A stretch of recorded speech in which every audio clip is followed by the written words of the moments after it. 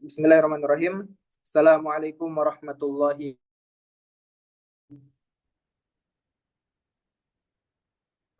Waalaikumsalam warahmatullahi wabarakatuh. Waalaikumsalam warahmatullahi wabarakatuh. Waalaikumsalam.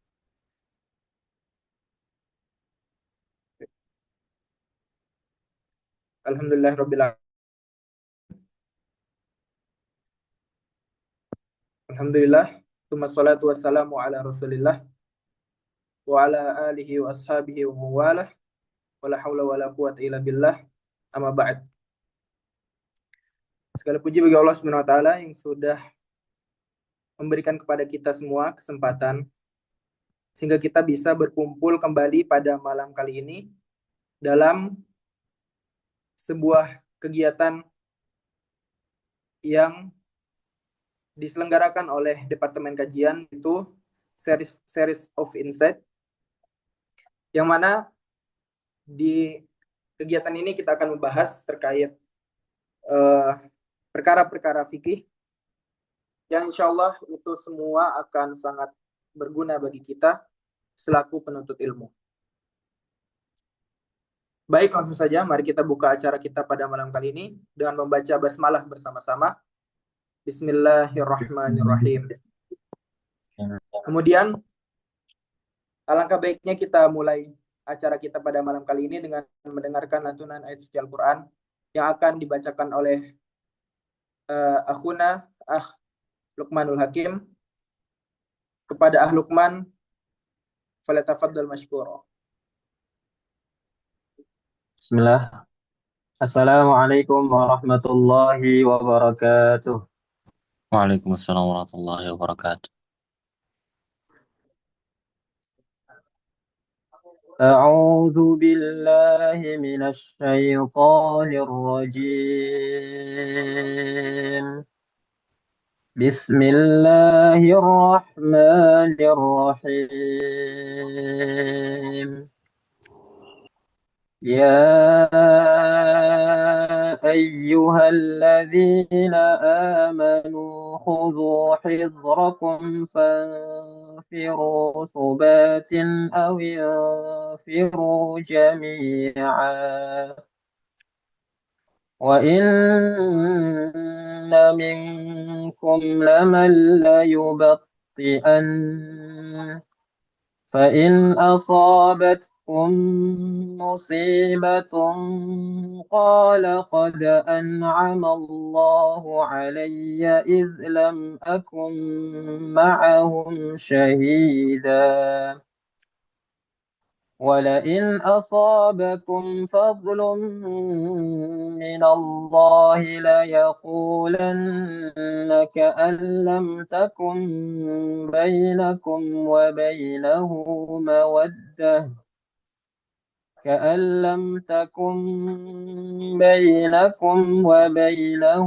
مودة يا ليتني كنت معهم فأفوز فوزا عظيما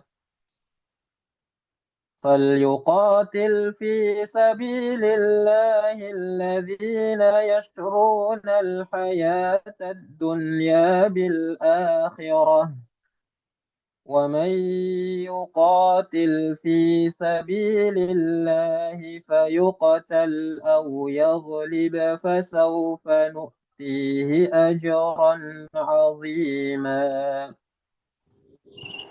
وما لكم لا تقاتلون في سبيل الله والمستضعفين من الرجال والنساء والولدان الذين يقولون ربنا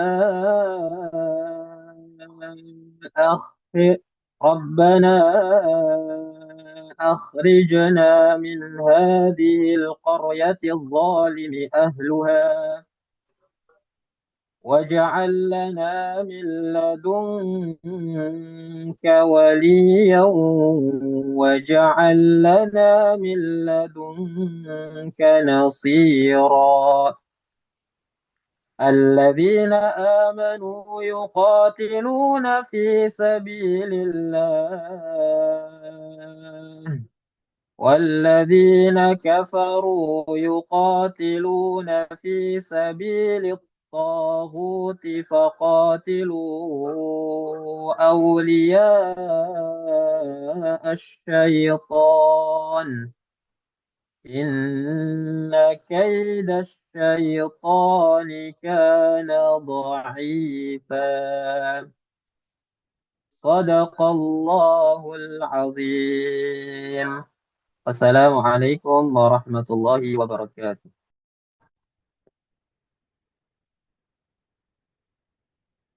Waalaikumsalam warahmatullahi wabarakatuh. Syukran jazakumullah khairan kepada Ahlukman yang telah membacakan kepada kita ayat-ayat suci Al-Quran.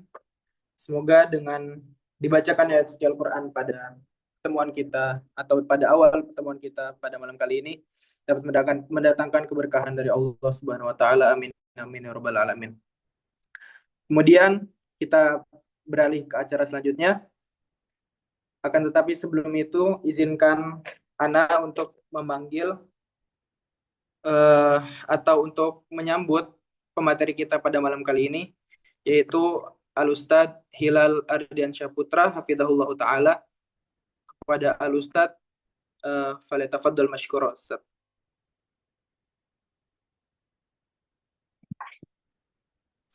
Assalamualaikum warahmatullahi wabarakatuh. Waalaikumsalam warahmatullahi wabarakatuh. Kaif halak ya Ustadz? Alhamdulillah. Alhamdulillah. Alhamdulillah bi khair. Ustadz, Ana izin untuk membacakan biodata dari antum sebentar sebelum kita mulai penyampaian materi. Khair, tamam, tafadhal.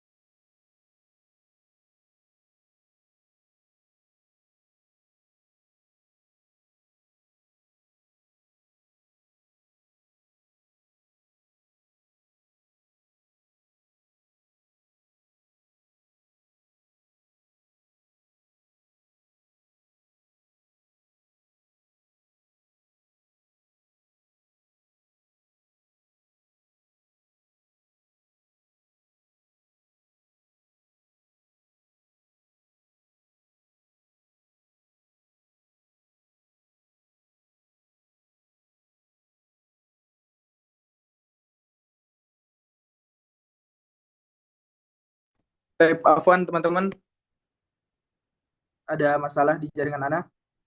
Afwan, Ana izin mengulangi kembali lagi pembacaan biodata dari pemateri kita.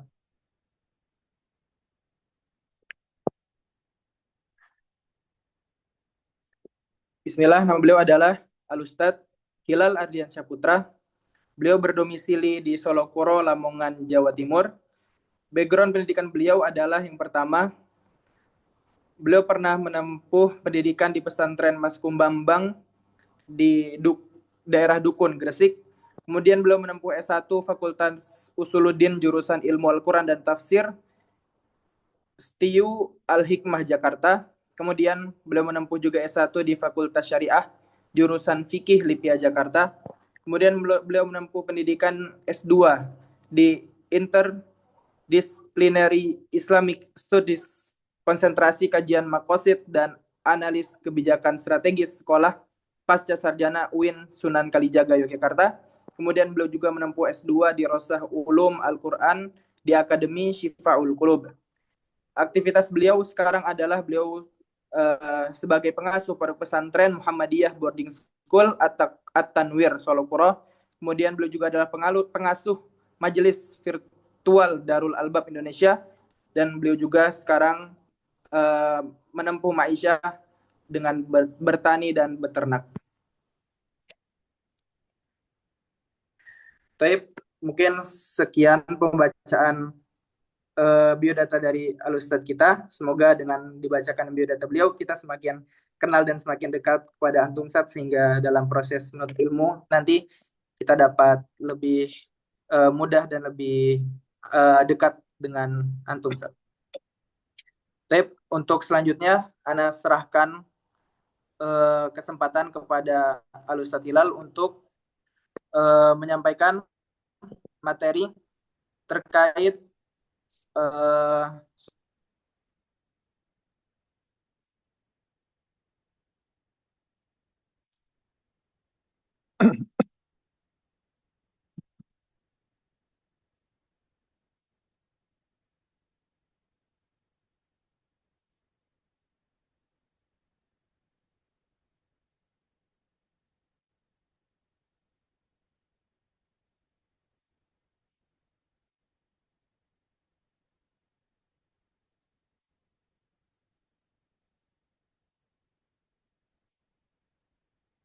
Ini suara moderatornya putus ini.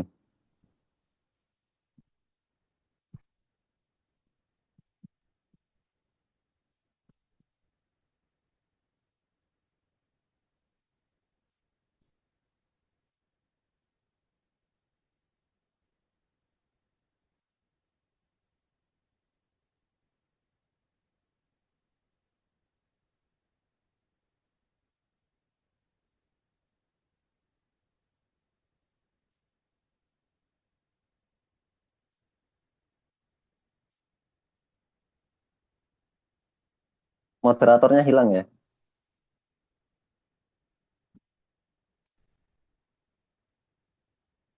Bismillah. Sinyalnya seperti itu. Tadi sudah dipersilakan belum ya?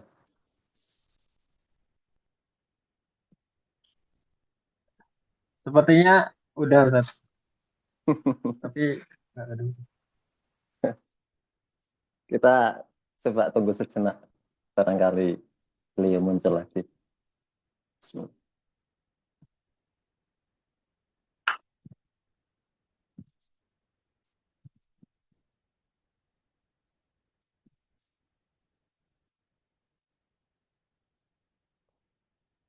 Khair, ini kita mulai saja ya.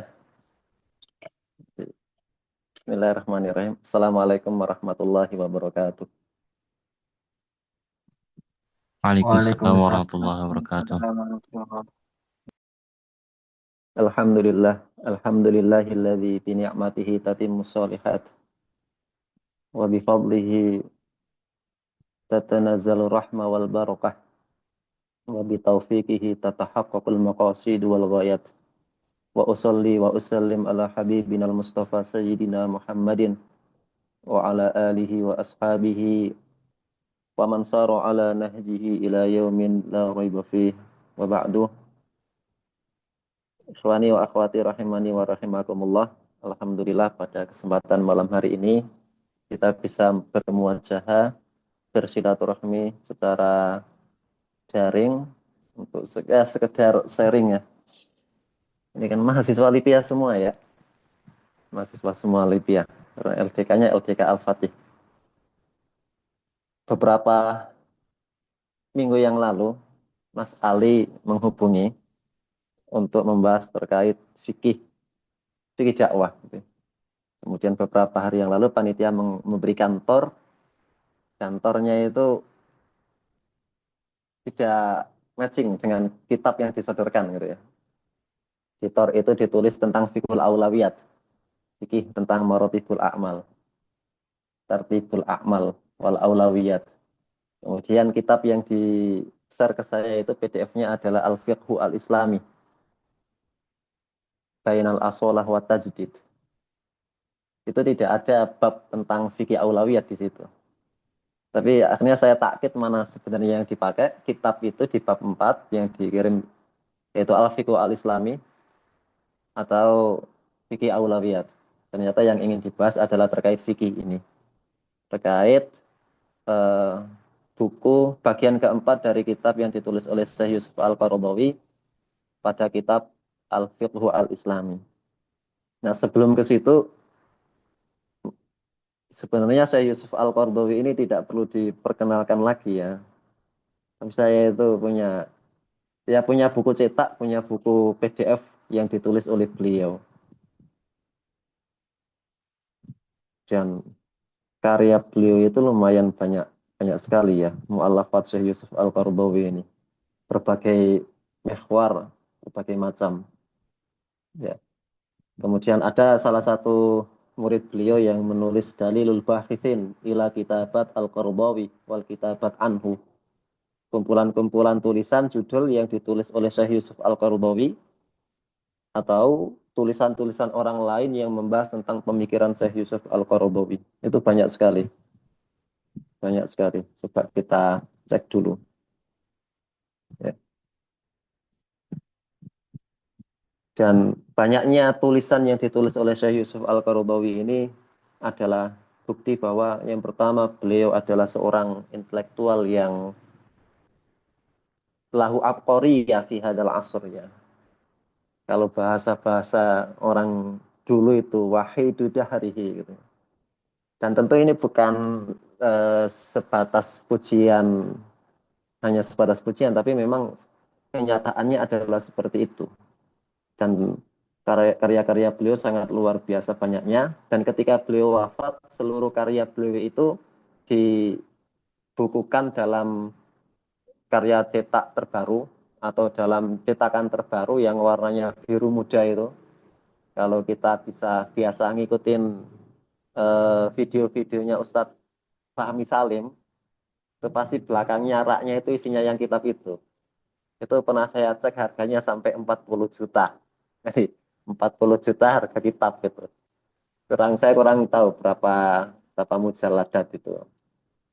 Semua itu ditulis oleh Syekh Yusuf Al-Qaradawi sejak beliau masih muda. Dan beliau menulis dari berbagai macam sisi dan pada berbagai macam disiplin ilmu keislaman. Makanya tidak salah suatu ketika Syekh Hasan Walad Ahmad atau Syekh Muhammad Walad Dido ya, Syekh Dido lah biasa kita mengenal itu. Syekh Dido itu pernah ditanya, kalau hari ini ada mujtahid mustaqil itu siapa? Kemudian beliau mengatakan, in kana mawjudan fa Syekh Al-Qaradawi huwa mujtahidun mustaqilun gitu ya. Kalau ada, hari ini kalau misalnya masih ada yang namanya mujtahid mustaqil, maka Syekh Yusuf Al-Qaradawi ini bisa menempati posisi itu. Karena beliau memiliki banyak sekali ijtihadat, kemudian beliau berani untuk membongkar-bongkar turos Islami yang dianggap sudah mapan. Misalnya terkait kepemimpinan perempuan, terkait demokrasi dan macam-macam. Ya, itu beliau bongkar kembali dengan pendekatan-pendekatan ala beliau, wasatiyah, kemudian mengedepankan modernisasi dan ada sisi humanisme, tapi tetap tersambung pada nas wahyu itu. Nah, banyak sekali ya. Dan memang sebagai seorang alim, namanya juga orang alim ya, pasti ada yang mengiyakan, kemudian ada juga yang tidak mengiyakan, mengkritik dan macam-macam. Misalnya para pengkritik beliau ada di kalangan Al-Azhar yang sampai sekarang ya istilahnya itu menjadi juru bicara keagamaannya Presiden As-Sisi, Syekh Ali Jum'ah, kemudian Wazir Wakaf yang saat ini Usama Al-Azhari, itu Masya Allah itu lidahnya itu ya tatawal ala Syekh Yusuf Al-Qaradawi itu kasir jidan gitu ya. Ya. Yang lebih apa istilahnya ya, berani lagi ya, yang barusan wafat itu Syekh Rabi Al-Madkhali itu, beliau menulis satu kitab khusus tentang Syekh Yusuf Al-Qaradawi, judulnya itu ya gimana gitu ya, Iskatul Kalbil Awi. Yusuf bin Abdullah Al-Qaradawi, jadi membungkam anjing yang menggonggong. Yusuf Al-Qaradawi, nah itu kan, itu sungguh di luar nalar lah, di luar nalar. Di dalam kitab itu, di dalam buku singkat itu, Al-Madkhali itu menyebut Yusuf Qaradawi itu yakfur au kadaan yakfur. Dia sudah kafir atau hampir saja kafir. Tapi ya begitulah konsekuensi seorang pemikir. Di dalam beberapa video yang viral itu ada ungkapan yang sangat menarik dari Syekh Yusuf Al-Qaradawi itu, sikina ala unuki. Taruhlah pisau di atas leherku. Beliau mengatakan ya beliau akan tetap berpegang dengan fikra, dengan pikiran, dengan hasil ijtihad beliau agar hatinya hidup meskipun jasadnya mati. Nah, pada kesempatan malam hari ini yang dibahas adalah salah satu kitab beliau yang oleh para murid-murid beliau, kitab ini Al-Fiqhu Al-Islami Bainal Asolati wa Tajdid ini dimasukkan dalam mihwar ad-da'wa wa tajdid. Ya. Tapi ada memang masuk dalam kategori pemikiran-pemikiran tajdidi, ya, pemikiran-pemikiran tajdidi. Nah, sebelum ke situ, kita perlu untuk mengulas kembali terkait fikih, usul fikih dan yang semisalnya. Sebelum nanti kita baca yang bab keempat. Kita baca yang ke bab 4 ya, di bab 4 dari buku ini. Kalau kita awal-awal belajar syariah itu kan biasanya mempelajari definisi fikih, mempelajari definisi usul fikih, dan lain sebagainya. Definisi fikih yang kemudian menjadi definisi yang mustaqir, ya, istaqarrah, itu adalah yang disampaikan atau dikemukakan oleh Tajuddin As-Subki di dalam Jam'ul Jawami. Kemudian diulangi lagi diamini oleh Al-Baydawi di dalam Minhajul Wusul dan diikuti oleh para penulis usul fikih kontemporer lainnya yang mendefinisikan fikih itu sebagai al-ilmu bil ahkam asy-syar'iyyah, al-amaliyah al-muktasabu min adillatiha at-tafsiliyah. Itu ya. Bahwasanya fikih itu diartikan sebagai pengetahuan. Ya, nanti dikritik kenapa menggunakan al-ilmu, tidak menggunakan ma'rifah, tapi ala kulli hal yang digunakan di situ adalah al-ilmu bil ahkam asy-syar'iyyah, terkait hukum-hukum syar'i. Yang hukum-hukum syar'i ini kan banyak. Ada hukum syar'i amaliyah, kemudian ada hukum syar'i i'tiqadiyah, kemudian ada hukum syar'i sulukiyah. Nah, ditakyid bahwa fikih itu khusus syariah al-amaliyah yang berkenaan dengan perbuatan. Nah, al-ahkam asy-syar'iyyah al-amaliyah itu harus jelas sumbernya dari mana. Ya. Maka disebutkan min adillatiha tafsiliyah. Jadi ya dari dalil-dalil yang rinci. Dan itu nanti yang menjadi pembeda antara fikih dengan usul fikih, gitu ya. Jadi fikih ya dalilnya rinci. Salat dalilnya apa? Aqimus shalah, zakat atau zakah, haji apa? Atimul hajja wal umrata lillah.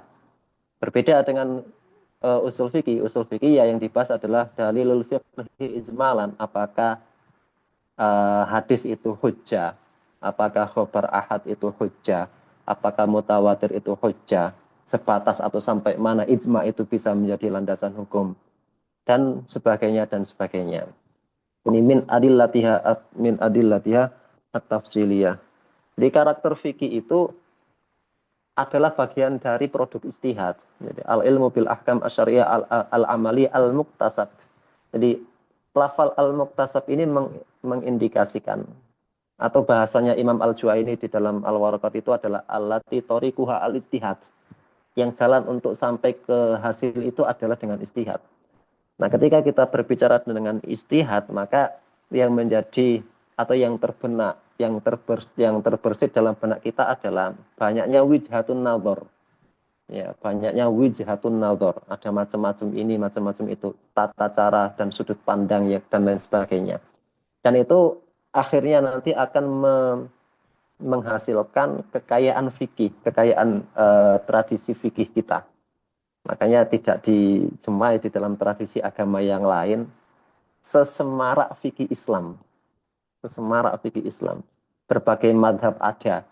Kemudian berbagai ulama di dalam madhab itu ada.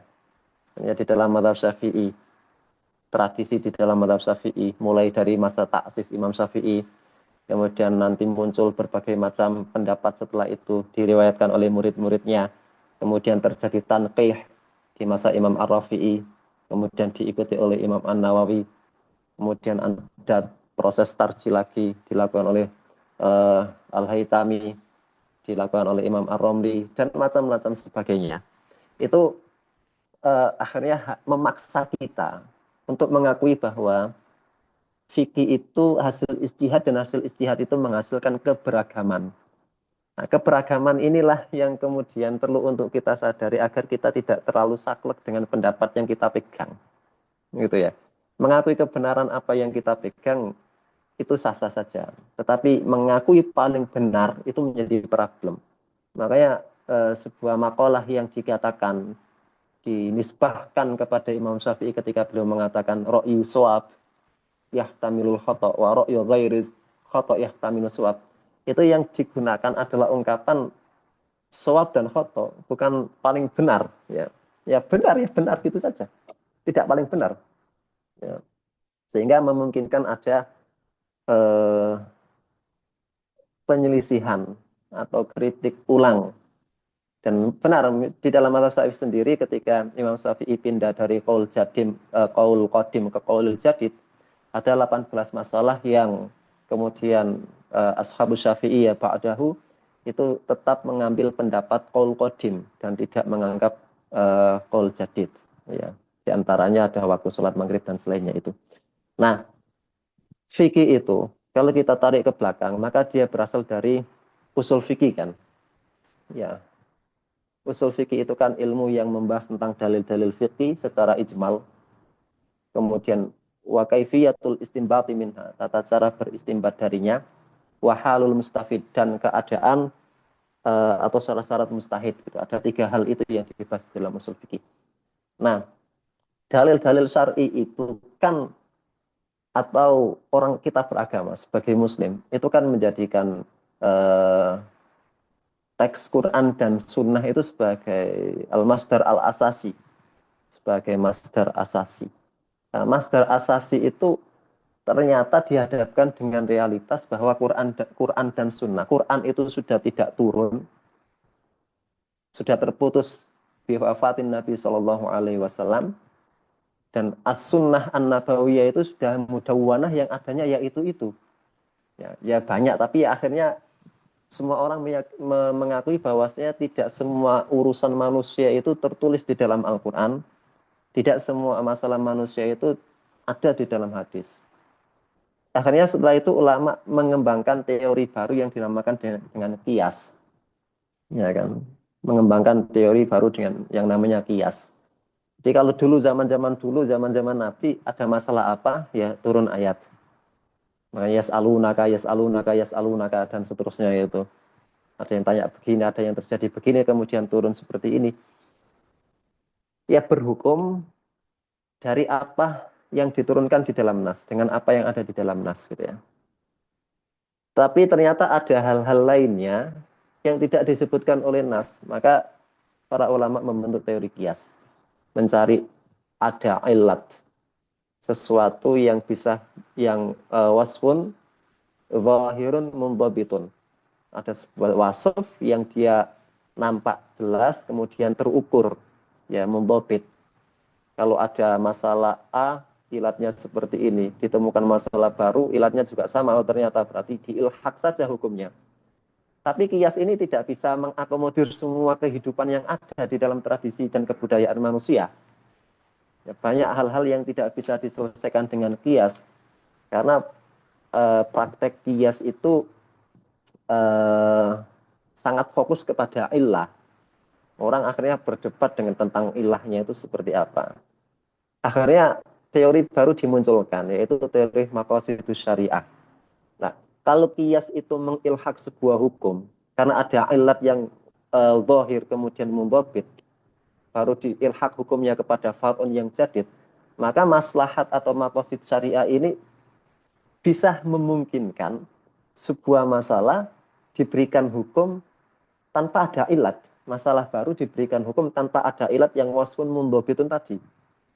Ya. Jadi ilat itu kan sebenarnya ada. Ilat itu apa ya? pengkonkretan sesuatu yang abstrak. Pengkonkretan sesuatu yang abstrak. Misalnya di dalam bab qasar misalnya. Qasar. Qasar itu yang disebutkan sebagai ilat kan as-safar gitu. Qasrus sholah itu kenapa kok orang boleh melakukan qasrus sholah ar-rubaiyah? Itu karena safar. Tapi apakah karena safar? Secara hakiki tidak. Sebabnya adalah masyaqqah, ya kan? Sebabnya adalah masyaqqah. Nah, masyaqqah ini karena dia tidak bisa terukur. Masyaqqah itu tidak bisa terukur. Baina fardin wa fardin itu mukhtalif. Mungkin satu orang mengatakan perjalanan dari Lamongan ke Jakarta itu fihi masyaqqah. Tapi satunya yang lain dia naik pesawat 2 jam sampai.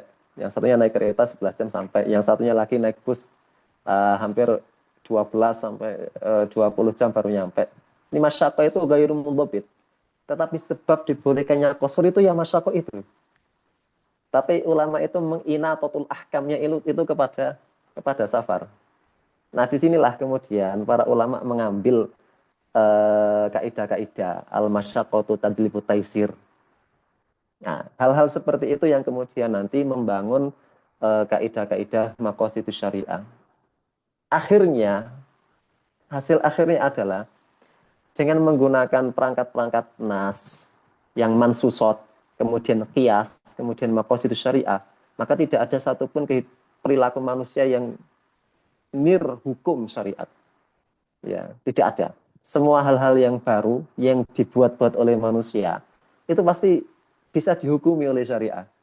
Kenapa? Karena Allah itu mengatakan wa ma arsalnaka illa rahmatan lil alamin.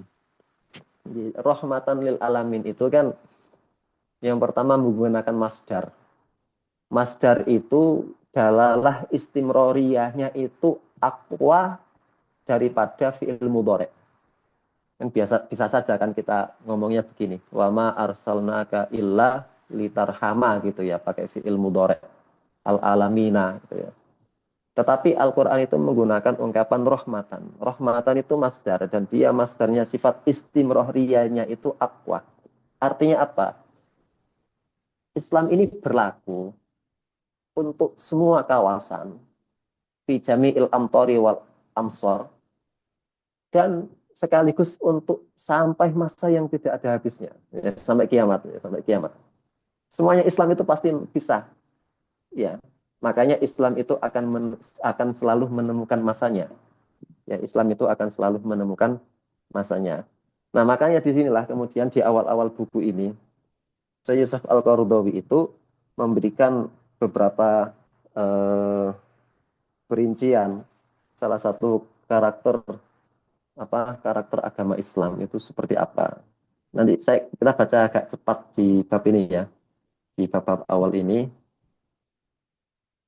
terkait karakteristik syariat Islam. Saya dulu sebenarnya kayaknya sudah pernah saya tulis ya, saya taruh di Kompasiana dulu. Syumuliyatul Islam. Itu biasanya materi-materi anak-anak daurah-daurah.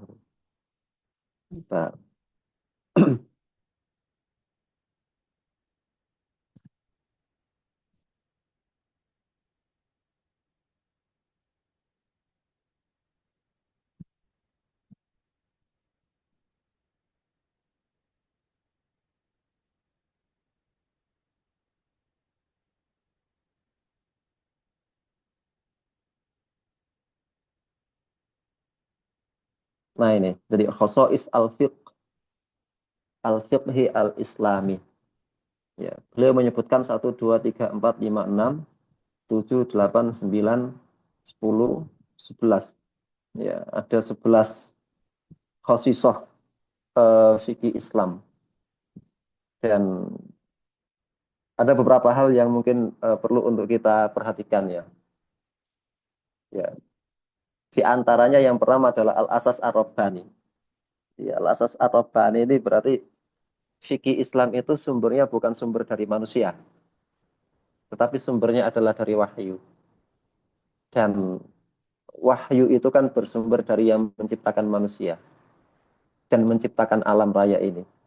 Sehingga zat yang menciptakan alam raya ini pasti dia tahu apa yang akan terjadi pada masa depan, apa yang akan terjadi di masa depan. Kalau manusia melakukan ini, akibatnya akan seperti ini. Itu kan pencipta manusia tahu. Allah Subhanahu wa taala tahu. Makanya kalau kita baca-baca sejarah itu ya, selama masa kesultanan Islam, kalau kita buka kitab-kitab yang ditulis oleh Dr. Ali As-Solabi gitu ya, itu banyak diterjemahkan itu. Yang biasanya judulnya Bangkit dan Runtuhnya Daulah-Daulah itu ya, Bangkit dan Runtuhnya Daulah Utsmaniyah, Bangkit dan Runtuhnya Daulah Umayyah dan seterusnya itu. Di akhir-akhir kitab itu As-Solabi itu menjelaskan yang garis besarnya adalah sebuah kesultanan Islam itu atau sebuah khilafah Islamiyah itu akan runtuh ketika syariat Islam tidak lagi diberlakukan. Ketika para penguasanya sudah tidak lagi berpegang dengan nilai-nilai Islam di dalam bersikap dan di dalam memerintah. Nah, itu semua efeknya adalah inhiar, membuat runtuh daulah-daulah Islamiyah itu. Berbeda dengan tradisi-tradisi yang lainnya, ya kerajaan-kerajaan yang lainnya, kerajaan-kerajaan Kristen di Eropa dan lain sebagainya itu, mereka itu tidak pernah mengalami kemajuan. Tapi ini menjadi fakta sejarah bahwa kerajaan-kerajaan Kristen Eropa itu tidak pernah maju. Mereka maju itu ketika Islam runtuh. Ya. Jadi mereka maju itu bukan karena memang peradabannya bisa berkembang dan tidak itu, tetapi karena memang Islam itu sedang tidak dalam posisi puncak, dan tidak dalam posisi puncaknya itu disebabkan karena melepaskan ajaran Islam. Nah, dulu terjadi pemberontakan di era Martin Luther King gitu ya, pemberontakan gereja Protestan itu. Mereka memberontak, dominasi gereja, kemudian memunculkan ide baru, gagasan baru bernama Protestanisme. Ya, istilahnya ya liberal gitu ya, liberalnya versi Kristen. Protestan ini kemudian dia melahirkan sistem pemerintahan atau sistem ekonomi yang kapitalistik. Ya kan? Akhirnya yang terjadi apa? Yang kaya makin kaya, yang miskin makin miskin. Kata siapa? Kata Bang Haji Rema itu ya. Tapi kemudian orang berpikir, oh ini nggak cocok ini, nggak bisa seperti ini, nggak adil. Orang kaya kemudian dia bisa kaya seenaknya saja, kemudian yang miskin dia miskin, tidak bisa kaya-kaya. Akhirnya terjadi pemberontakan kedua, dipimpin oleh Karl Marx. Buatlah agenda komunisme, bahwa semua kekayaan manusia, kekayaan warga negara itu harus dikuasai oleh negara. Kemudian negara ini harus membagi rata. Semua penduduknya digaji misalnya 10 juta semua. Ya ideanya seperti itu, ideanya. Idenya seperti itu. Pokoknya semua alat produksi dikuasai negara. Kemudian negara yang menguasai kapital, uang, keuntungan, dan lain sebagainya. Kemudian nanti dibagikan semua kepada masyarakatnya. Mungkin satu orang kedapatan 20 juta, satu orang kedapatan 30 juta. Tapi nyatanya tidak ada yang berhasil itu. Uni Soviet runtuh sebelum 100 tahun. Padahal digadang-gadang itu komunis macam-macam. Akhirnya diturunkan gridnya lagi, bikin antitesa namanya sosialis. Agak slow sosialis. Tapi nyatanya sosialis juga tidak bisa memberikan efek yang signifikan bagusnya. Tidak ada efek bagus dari sistem sosialis ini. Artinya apa?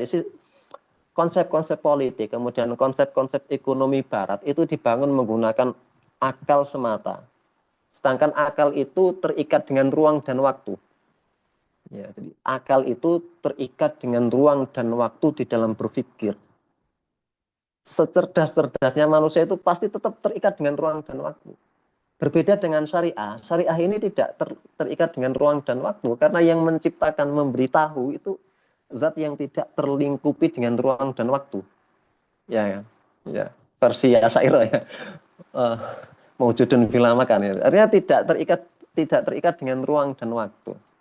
Sehingga cocoklah ketika sebuah syariat yang sumbernya, yang asasnya itu Rabbani, minal Quran wa minas sunnah, itu akan bisa berjalan terus tanpa ada hentinya. Yang penting konsisten dipakai, konsisten dijalankan. Makanya dari zaman Khilafah Roshidah sampai Turki Utsmani itu kan naik turun. Gelombangnya itu naik turun kemajuannya. Tapi kita bisa amati bahwa ketika daulah-daulah itu maju, itu ketika mereka kuat-kuatnya memegang syariat Islam. Ketika mereka kuat-kuatnya pegang syariat Islam, itu maju. Ketika mereka mulai loyo, mulai meninggalkan syariat Islam, ya akhirnya blank lah, blank. Nah, itu al-asas ar-rabbani. Ya. Kemudian ada misalnya di sini ada al-wuzza'ad ini, ada al-insaniyah, kemanusiaan. Ini penting ini tentang kemanusiaan ini. Yang sekarang sedang digalakkan di tradisi keilmuan di UIN itu adalah apa namanya, humanisasi syariah. Jadi semuanya itu ditimbang dalam versi kemanusiaan. Hukum potong tangan tidak sesuai dengan kemanusiaan, tidak sesuai dengan HAM gitu ya. Nikah larangan beda agama tidak sesuai dengan HAM. Ya, kemudian pembagian warisan yang lidzakari mislu hadzil unsayain itu tidak sesuai dengan tidak sesuai dengan kemanusiaan dan lain sebagainya. Atau bahasanya Syekh Profesor Quraisyihab itu adalah membumikan Islam, membumikan Islam. Tapi Syekh Yusuf Al-Qaradawi ini punya buku bahasa Arabnya itu madkhal lidirasati syariah al-islamiyah, tetapi diterjemahkan membumikan Islam. Jadi ketika dulu saya beli buku ini, nggak tahu belinya di mana ini, di Tangerang atau di mana. Itu, ini saya Yusuf Al-Qaradawi punya buku liberal juga. Tapi judulnya saja, judul terjemahannya saja dibuat begitu. Karena frasa-frasa membumikan Islam, membumikan Al-Quran, itu frasa-frasa yang liberalis gitu ya. Ingin mehumanisasi manusia. Padahal manusia dengan syariat yang Allah berikan itu sudah apa bahasa kita ya? Tuhanisasi manusia. Jadi manusia itu diatur dengan konsepnya Tuhan. Ya ada potong tangan, ya ada qadzaf, ada rajam dan sebagainya. Itu kan konsep Tuhan. Jadi manusia itu sudah diatur dengan konsep Tuhan. Kok nggak terima? Nggak terima gitu. Malah dia ingin diatur dengan konsep manusia. Jadi, itu kebalik ya, kebalik. Akhirnya logikanya kebalik. Nah, model-model HAM itu berbahaya ya, model-model HAM. Seolah-olah Islam itu perlu diajarkan HAM gitu ya. Seolah-olah Islam itu pernah diajarkan HAM. Perlu diajarkan HAM. Padahal tidak ada dalam sejarahnya Islam datang kemudian menghabisi masyarakat setempat, itu tidak pernah ada. Yang ada adalah Richard dan Isabella yang menumpahkan darah penduduk Andalusia. Gitu ya. Yang ada adalah orang-orang Amerika membantai suku asli sana. Orang Australia dari Eropa datang ke Australia membunuh orang Aborigin. Yang paling nyata hari ini orang Israel nggak tahu dari mana asalnya itu datang ke wilayah Syam, kemudian membantai orang di situ. Kemudian mereka masih bisa berteriak-teriak Islam tidak berperi kemanusiaan, Islam harus diajarkan HAM dan sebagainya. Nah inilah mimpi di siang bolong. Jadi ketika kita membicarakan memanusiakan manusia versi siapa? Allah itu juga ingin memanusiakan manusia dengan versi yang ada di Wahyu. Dan salah satu metode Al-Quran itu kan berbicara tentang karakter manusia yang akan terjadi pada masa depan. Misalnya ketika Allah berfirman itu apa itu, Allahumma sholli ala Muhammad. Contohlah misalnya la tansawul fadla bainakum, di bab cerai itu. Kenapa Allah kok mengungkapkan la tansawul fadla bainakum? Ya cerai-cerailah. Kalau kamu mau pisah dengan istri, ya pisah-pisahlah. Tapi ingat bahwa suami itu pernah melakukan keutamaan, pernah melakukan kebaikan kepada istri. Begitu juga istri juga pernah melakukan kebaikan itu. Jadi kalau ada suami istri berantem, kemudian dia ingat kebaikan-kebaikan, itu kadang dia mikir, wah nggak jadi pisah. Bayangkan misalnya laki-laki harus mengurusi berbagai macam keperluan rumahnya yang detail, nyuci sendiri, nyetrika sendiri, masak sendiri. Kemudian ada wanita di situ hadir sebagai pendamping hidupnya, dimasakkan, bajunya disetrikakan, lemarinya dirapikan, kasurnya dirapikan. Dia pulang kerja makanan sudah siap, ya. Dia pulang kerja rumahnya dalam keadaan rapi. Itu hal-hal yang susah untuk dilakukan oleh laki-laki. Makanya ketika terjadi ruwet antara suami istri, diingat-ingat saja ayat itu, walatan saul fadla bainakum. Saya ini kalau istri saya nggak ada ya ruwet uripku ternyata. Hidup saya jadi ruwet gitu ya. Gitu. Dan modelnya seperti itu. Jadi Islam itu menghitop dengan suasana masa depan. Ya, dengan suasana masa depan. Jadi ketika terjadi seperti ini yang dilakukan. Ya. Kalau kamu ribut dengan istrimu, ingat ayat ini. Nanti akan hasilnya seperti ini. Contoh yang lain misalnya tentang masalah sholat itu ya. Wa'mur ahlaka bis sholati wastabir 'alaiha. La nas'aluka rizqa wa nahnu narzuquka wal aqibatu littaqwa. Ayat itu juga berbicara tentang ya nyuruh sholat itu ternyata angel gitu ya, susah gitu ya. Dan diperintahkan wa'mur ahlaka bis sholat wastabir, istabir itu kan levelnya lebih tinggi daripada sekedar isbir ya. Istabir, ziyadatul mabna ziyadatul makna wa aqwa gitu ya. Sabar. Loh, kan harusnya kita bertanya, loh, nyuruh sholat kok perlu sabar itu gimana maksudnya? Oh, ternyata setelah kita praktekkan kalau sampean jadi musyrif di pondok gitu misalnya. Ubrak-ubrak santri sholat itu, wah, Allah itu susahnya luar biasa. Kemarin diubrak-ubrak, besoknya lagi masih diubrak-ubrak. Terus begitu. Makanya suruh istabir ya, sabar. Dan uniknya adalah ketika kemudian Allah mengatakan, nahnu narzuquka. Kita yang akan memberikanmu rezeki. Ya, lanas aluka rizqa, kita nggak minta kamu rezeki, tapi nahnu narzuquka. Khitab ini, nahnu narzuquka ini diberikan kepada orang yang memerintah-perintah sholat. Makanya katanya ya, kata kiai-kiai kuno itu, sumber kekayaan kiai kuno itu adalah ubrak-ubrak santrinya sholat. Ya. Tapi sekarang jarang ya, kiai ubrak-ubrak sholat. Paling disuruh musrifnya gitu ya. Punya musrifnya suruh ubrak-ubrak santrinya sholat. Oke.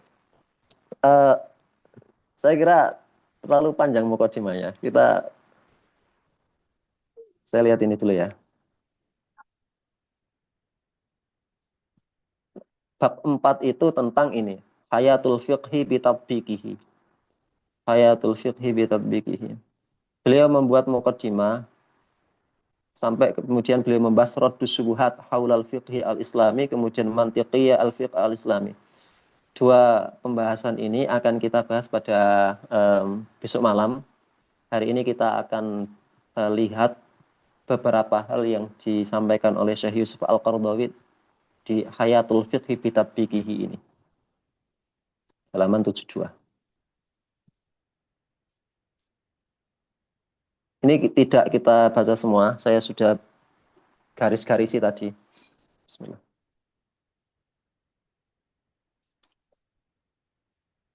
Nah, jadi judulnya pas sebenarnya. Dakwah kan tadi kalau nggak salah itu fikih dakwah gitu ya. Fikih dakwah. Sebenarnya kadang kita itu berpikirnya begini.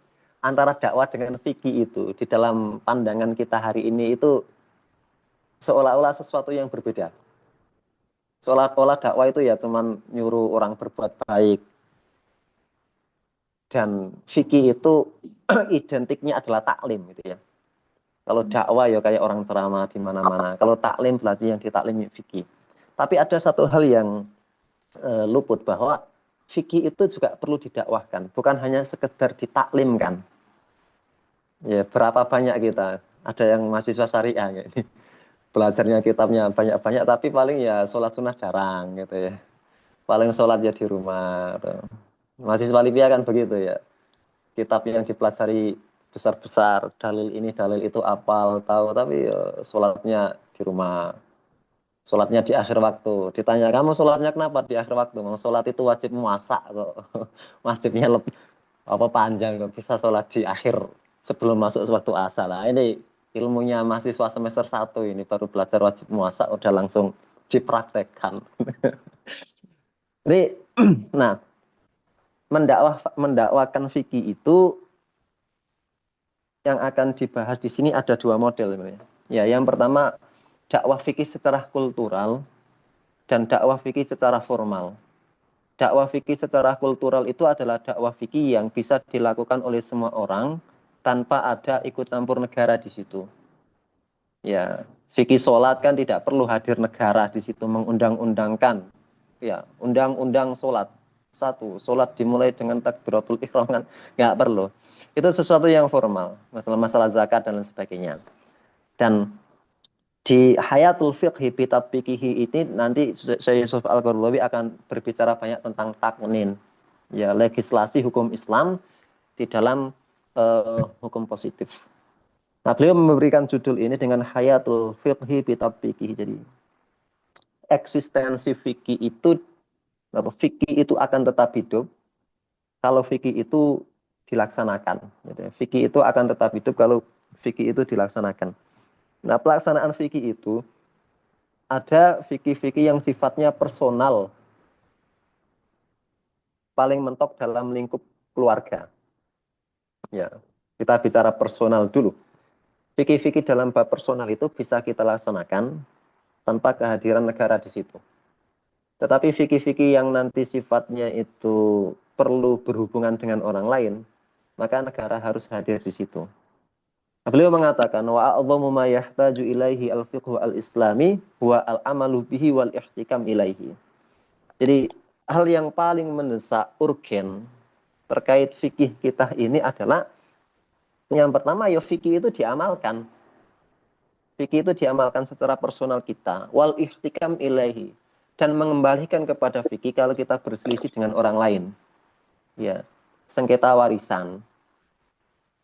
Biasanya dulu ya, bukan dulu sampai sekarang kalau masalah warisan itu nanti diserahkan. Kamu mau pakai hukum apa gitu ya. Kalau mau pakai kompilasi hukum Islam ya nanti pakai kompilasi hukum Islam. Tapi kalau nanti pakai aturan yang lain ya terserah gitu ya. Jadi al-ihtikam ilahi mengembalikan penyelesaian masalah menggunakan aturan-aturan yang ada di dalam fikih. Masalah jual beli, masalah perdata itu kan bisa, ya, masalah gadai dan lain sebagainya. Fa inna islamana yujibu alaina an nuhakkima syari'atallahi fi hayatina duna taraddudin.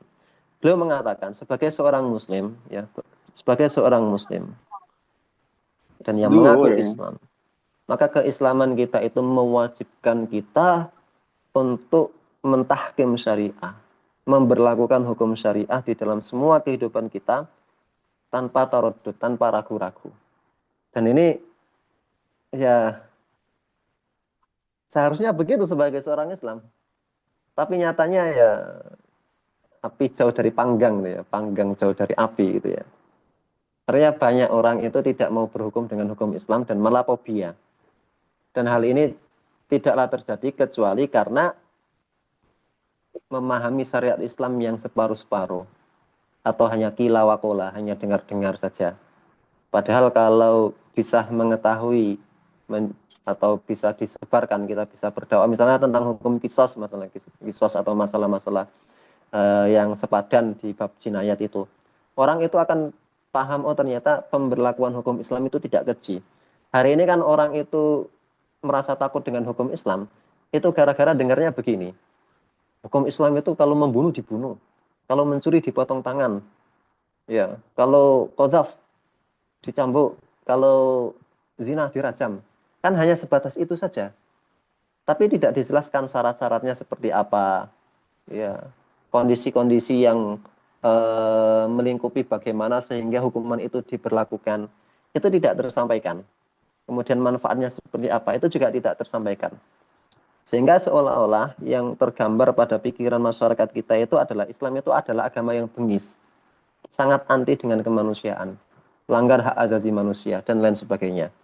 Nah itu makanya itu perlu kita sosialisasikan kepada masyarakat, kepada orang-orang.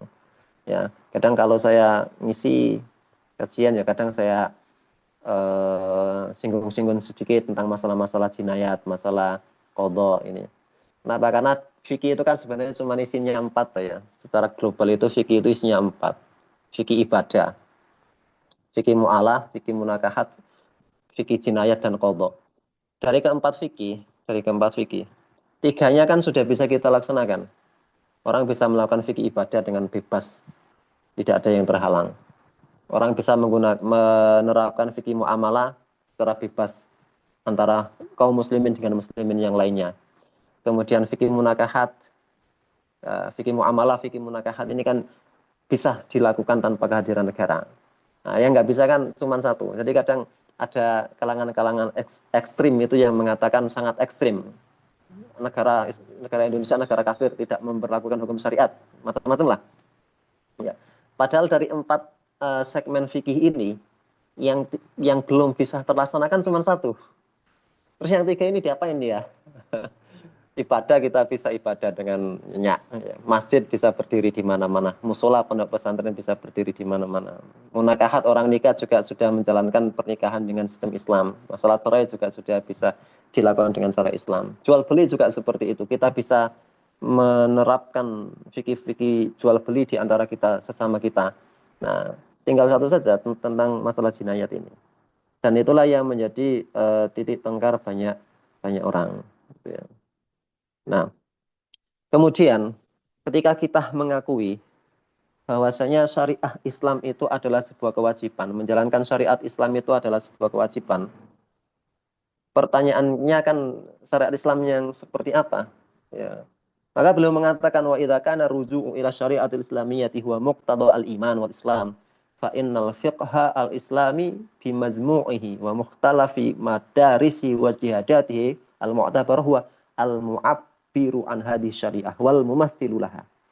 Jadi ketika kita mengakui Islam, syariat Islam itu sebagai marja atau sesuatu yang harus dilakukan sebagai konsekuensi keimanan dan keislaman kita, maka cara mengakui itu adalah dengan menerapkan fikih. Jadi syariat dan fikih. Ya, nanti kalau kita belajar tentang masalah istilah-istilah ini, sebagian ulama membedakan antara istilah syariah dengan fikih ya. Ya. Dalam istilah mutaakhirin, syariah itu adalah sesuatu yang tidak menerima perbedaan pendapat. Sesuatu yang tidak menerima perbedaan pendapat. Yang maklumun minad dini bid-darurah. Misalnya sholat 5 waktu itu wajib. Itu tidak pembahasan fikih, tapi syariah. Karena maklumun minad dini bid-darurah. Sholat asar 4 rakaat, sholat maghrib 3 rakaat, subuh 2 rakaat. Itu tidak masuk dalam bahasan fikih, tetapi masuk dalam syariah. Karena maklumun minad dini bid-darurah. Orang tidak butuh istihad di situ. Adapun al-fiqh al-islami, itu adalah sesuatu yang dia bisa menerima perbedaan pendapat. Karena sifatnya bukan qat'i. Ya. Dalilnya mungkin juga bukan qat'i, kemudian dalalahnya juga mungkin bukan qat'i, sehingga memungkinkan ada perbedaan di situ. Nah, baik terlepas dari definisi istilah yang diberlakukan oleh kalangan mutaakhirin, fikih yang kemudian ada di aturan-aturan atau masalah-masalah fikih yang ada di kitab-kitab fikih itulah yang mentakbir representasi dari syariat Islam. Ya, representasi dari syariat Islam. Jadi kalau kita mengaku muslim, yang mengaku beriman, ya sudah laksanakan fikih itu. Ya. Dari berbagai macam lininya gitu ya. Nah, kemudian beliau mengatakan di sini, wa idza kunna araban. Sebagai orang Arab ya beliau. Fa inna karomatana al-qaumiyah tafridu alaina an naj'ala hadzal fiqha asasa tashri'ina wa qada'ina kadzalik. Wa an nataharrara min atharil istimari tashri'i alladhi furidu alaina fi ghaflatin minaz zaman wa hakamana wa nahnu arabun muslimun syarqiyyun bi qawanin mustawridah dakhilah alaina gharibah anna. Itu mustawradah ya. gharibah anna lam tanbut fi ardina wa lam tanba' min aqaidina wa qiyamina wa lam tartabit bi turathina wa hadaratina. Beliau sedang mengkritisi begini. Orang Arab di negara-negara Arab, tradisi-tradisi Arab. Negara-negara Arab ketika Turki Utsmani runtuh, kemudian pecah-pecah berbagai macam negara itu, kok yang dijadikan syariat itu, yang dijadikan konon, undang-undang itu bukan syariat Islam. Itu bagaimana ceritanya gitu ya. Padahal negaranya negara Arab, Islam, negara-negara timur, khas Kesultanan Turki Utsmani, yang dalam berbagai rentetan zaman mulai zaman Khilafah Rasyidah itu selalu berada di wilayah kekuasaan Khilafah Islamiyah. Kemudian Turki Utsmani runtuh, wilayah-wilayah itu dijajah oleh Eropa. Kemudian setelah mereka merdeka dari orang-orang Eropa itu secara askarian, kok bisa-bisanya yang digunakan yang digunakan sebagai undang-undang itu bukan syariat Islam. Ya. Makanya beliau agak heran. Ya. Beliau mengatakan fa inna karomatana, ya kehormatan kita al-qaumiyah sebagai kaum muslimin. Tafridu mewajibkan alaina atas kami an-najala untuk menjadikan hadal fikih ini asas tasyri'ina sebagai asas pensyariatan atau asas undang-undang wa qada'ina dan peradilan juga gitu. Harusnya seperti itu. Harusnya seperti itu. Terus syariat yang dijadikan sebagai landasan undang-undang. Wa anna taharrara, dan harus juga memerdekakan min atharil isti'mar at-tasyri'i, dari bekas-bekas penjajahan secara undang-undang. Karena undang-undang yang dipakai di negara-negara Arab itu sedikit banyak mengadopsi dari undang-undang yang ditetapkan oleh pemerintah sebelumnya dari kalangan penjajah. Dan itu juga terjadi di Indonesia, ya, terjadi di Indonesia. Indonesia ketika merdeka akhirnya undang-undang yang dipakai pun banyak undang-undang buatan Belanda. Sedangkan itu tidak ada dalam sejarah kita sebagai orang timur menggunakan undang-undang barat itu. Undang-undang yang diambil dari Romawi, ya, tidak ada. Ya.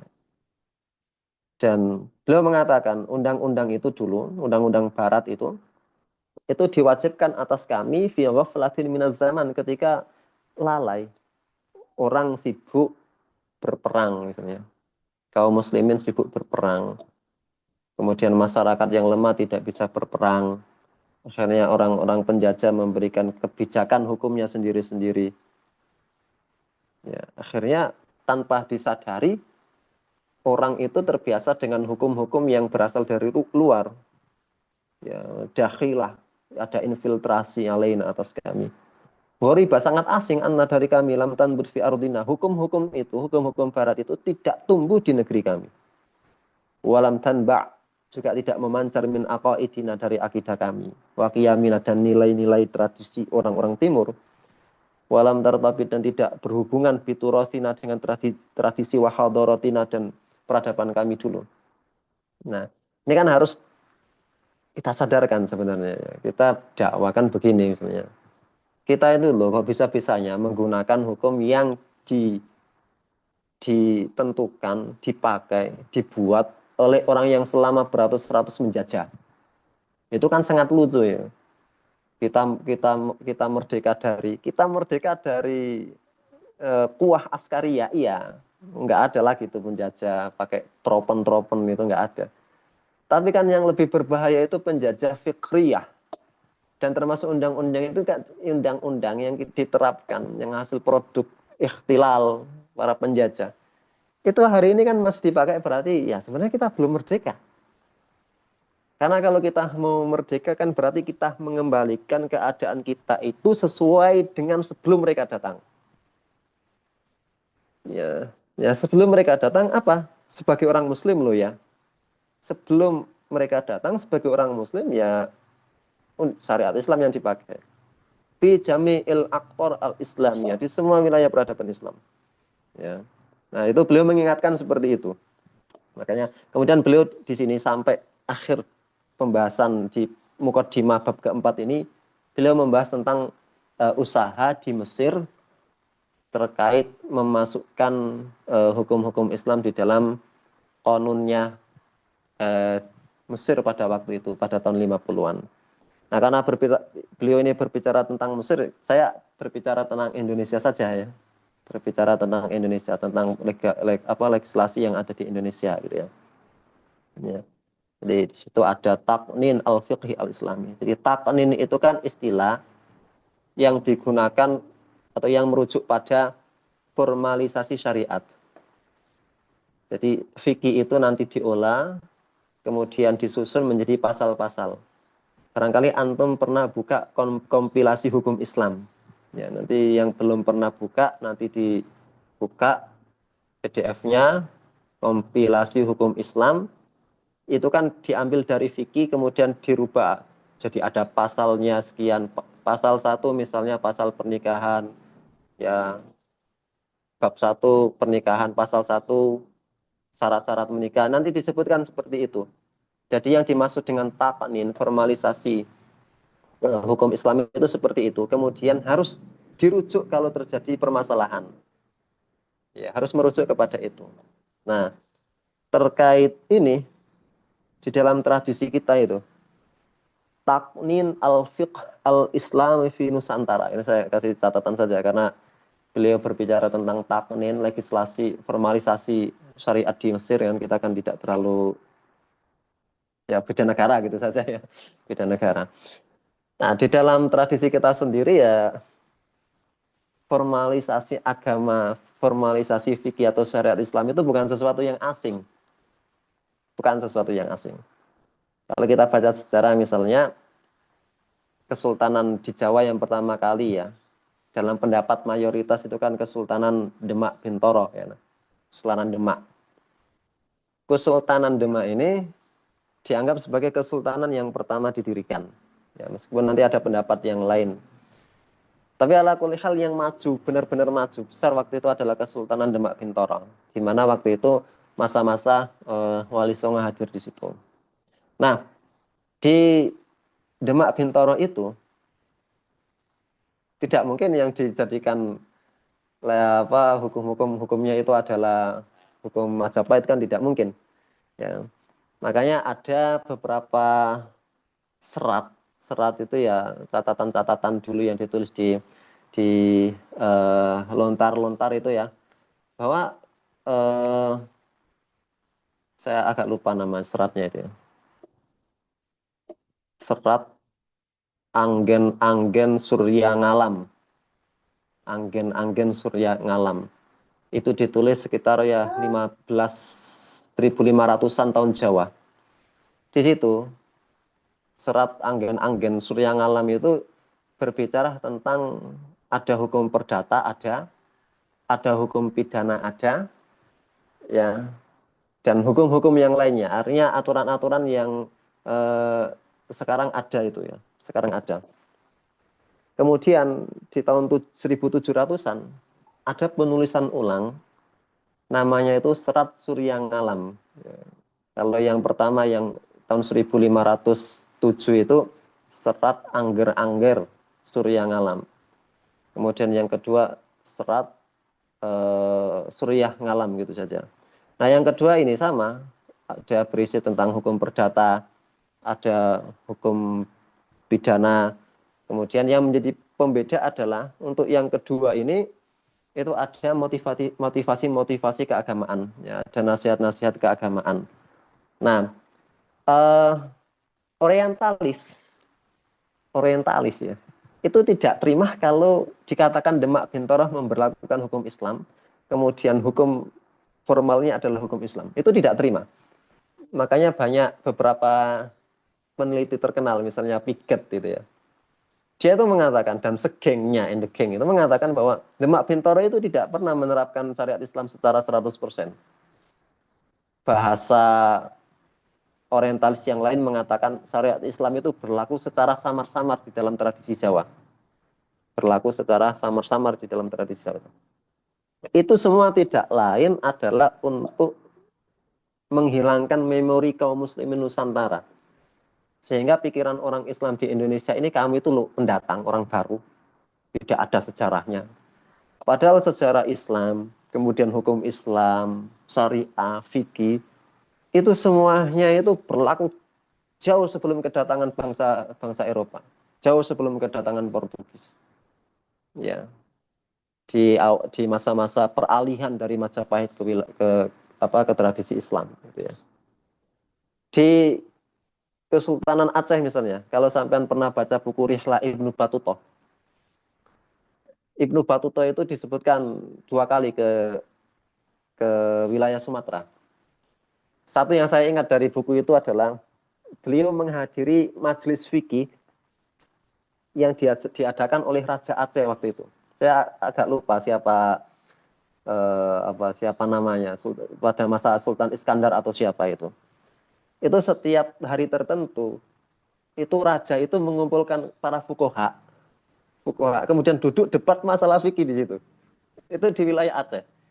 Itu luar biasa. Jadi ada loh tradisi Islam, ada loh sejarahnya syariat Islam di Indonesia itu. Dan memang ada. Dan semua wilayah kesultanan itu menggunakan tradisi Islam. Catatan yang ada ya catatan dari Demak itu. Ya, Serat Anger, Suriah Ngalam. Ada di situ. Bagaimana hukum perdata. Serat ini ditulis dalam bahasa Jawa kuno ya. Kemudian menggunakan aksara Jawa atau aksara Pegon.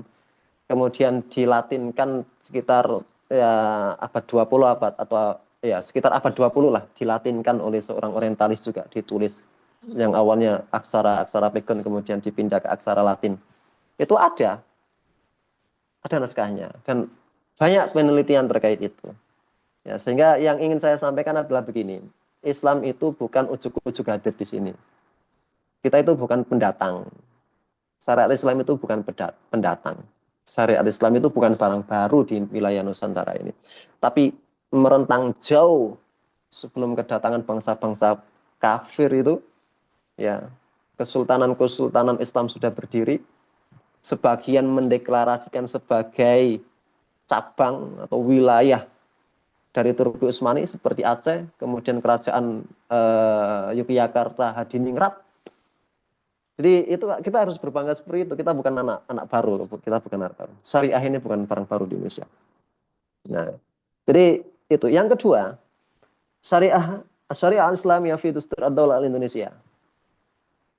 Jadi dulu kan ada buku apa judulnya ya?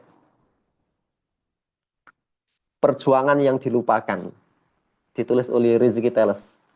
Ya, komunitas JIB. Apa kepanjangan JIB itu? Di situ dulu hasil Piagam Jakarta itu kan bunyinya menjalankan syariat Islam ketuhanan dengan menjalankan syariat Islam bagi para pemeluk-pemeluknya. Itu sudah ditandatangani oleh Panitia 9 di dalam sidang BPUPKI. Ya, sidang BPUPKI banyak anggotanya, kemudian dikerucutkan ada 9 orang merumuskan itu dan ditandatangani. Bunyinya sila pertama itu ketuhanan dengan kewajiban menjalankan syariat Islam bagi pemeluk-pemeluknya. Oke, berarti itu awal akan ada formalisasi syariat di Indonesia. Tetapi pada tanggal 18 Agustus, entah debat dari mana, entah setan dari mana yang muncul, 7 kata dalam Pancasila itu terhapuskan. Tapi yang belum selesai di situ adalah Soekarno memberikan jaminan begini, mengatakan kepada tokoh-tokoh Islam. Di antara yang paling vokal itu adalah Ki Bagus Hadikusumo. Ki Bagus Hadikusumo, juga Kiai Haji Wahid Hashim, ya, bapaknya Gus Dur itu. Nggak bisa, pokoknya umat Islam ini kita itu berjuang selama ini. Pangeran Diponegoro berjuang, perang Imam Bonjol berperang, Tut Nyak Dien berperang, semua orang-orang kesultanan berperang. Itu agar orang-orang kafir keluar, kemudian masyarakat muslimin Indonesia bisa menjalankan syariat Islam dengan tenang. Sekarang kita bisa mengusir mereka, kok bisa-bisanya kita tidak menggunakan syariat Islam. Gitu ya. Artinya jawabannya Soekarno ya begini ya. Saya ini juga Islam gitu ya. Saya ini juga Islam. Tapi kita ini sedang dapat banyak ancaman. Belanda kapan bisa datang lagi ke Indonesia. Di tanggal 18 itu macam-macam lah. Akhirnya dijanjikan begini saja, nanti kalau keadaan sudah stabil kita bahas lagi. Nanti kalau keadaan sudah stabil kita bahas lagi, kita masukkan lagi lah bagaimana cara menjalankan syariat Islam bagi para pemeluk-pemeluknya itu. Tapi janji tetaplah janji. Di sidang konstituante setelah NKRI terbentuk, ya pasca tahun 50, diungkit lagi oleh Mr. Kasman Singodimedjo, karena dia juga anggota BPU PKI. Kemudian beliau masih hidup pada waktu itu. Beliau mengungkit lagi, juga Pak Natsir juga mengungkit lagi. Dulu katanya dijanjikan kita bahas lagi, tetapi tidak terbahas-bahas. Jadi salah besar ketika ada orang yang mengatakan begini, para ulama, para the founding founder dari kalangan ulama telah berkompromi. Bunyi Pancasila yang ada 5 itu salah besar itu. Ya, ulama belum selesai debatnya kok. Ya, debatnya belum selesai. Kok bisa dikatakan para ulama berkompromi, merelahkan 7 kata dihilangkan? Nggak ada ceritanya seperti itu. Yang ada adalah Soekarno menjanjikan nanti kalau keadaan sudah stabil, penjajah-penjajah ini sudah benar-benar tidak masuk lagi, ya. Nanti kita bahas lagi, kita diskusi lagi di konstituante. Enggak, malah Soekarno bubarin konstituante. Ya. Jadi tidak ada ceritanya kompromi, belum selesai. Nah, nahasnya itu kan kemudian kalangan kalangan yang suka teriak NKRI harga mati, Pancasila, macam-macam. Itu mereka tidak mengikuti sunnah salaf mereka. Tidak mengikuti sunnahnya Hasyim Asy'ari, tidak mengikuti sunnahnya ya Mbah Hasyim, kemudian Mbah Wahid, Mbah Wahab, Hasbullah. Tidak diikuti. Malah entah dari mana dapatnya NKRI harga mati, habis itu korupsi kuota haji, kan lucu gitu ya. Ya, tapi begitulah. Ya, namanya juga unik-unik gitu. Kemudian di Indonesia itu ada pernah terjadi pemberontakan Darul Islam, DITII, yang digelorahkan oleh Mbah Kartosuwiryo. Ya, Kartosuwiryo itu dulu sekolah Stovia di Surabaya, sekolah kedokteran, tapi nggak selesai. Habis itu ya terjadilah apa yang terjadi itu ya. Yang unik adalah ada satu buku. Saya dulu pernah beli buku ini di Senen ya. Di Senen itu. Apa buku yang toko bukunya itu yang terkenal itu. Ditulis oleh Irfan S. Awas. Judulnya adalah Kesaksian Pelaku Sejarah Darul Islam. Kesaksian Pelaku Sejarah Darul Islam. Di akhir-akhir buku itu termuat konun asasinya DITII. Ya mesti syariat Islam, urusan-urusan fikih lah, disebutkan masalah jinayat itu. Itu disebutkan di situ. Artinya ada usaha ya di luar kekuatan resmi negara, kekuatan resmi warga Indonesia yang ingin melegalkan atau menformalkan syariat Islam dalam bentuk undang-undang. Itu pernah dilakukan oleh Kartosuwiryo. Kemudian ada lagi misalnya kompilasi hukum Islam.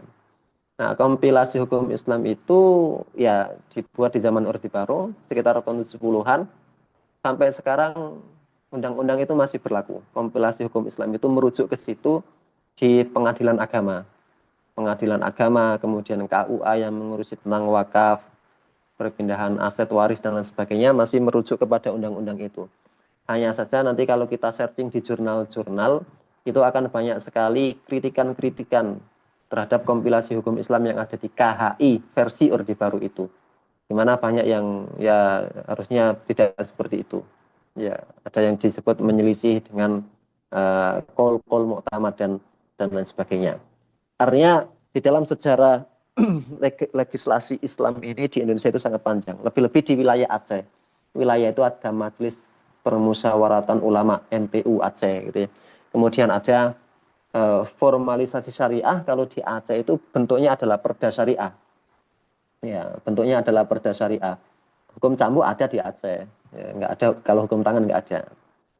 Kemudian di beberapa wilayah misalnya perda syariah, warung makan dilarang buka selama siang hari bulan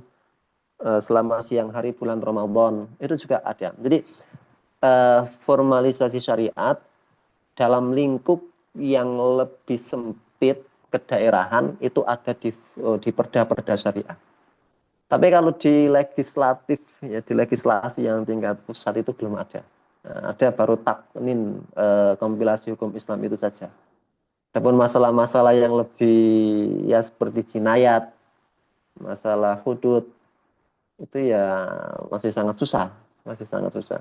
Makanya di sinilah pentingnya dakwah, itu kadang dakwah itu ya yang punya kemampuan basically mengumpulkan massa ya nyalek ya. Kemudian ikut apa ya gampangnya gitulah ya, kemudian mengusulkan perda-perda syariat ya.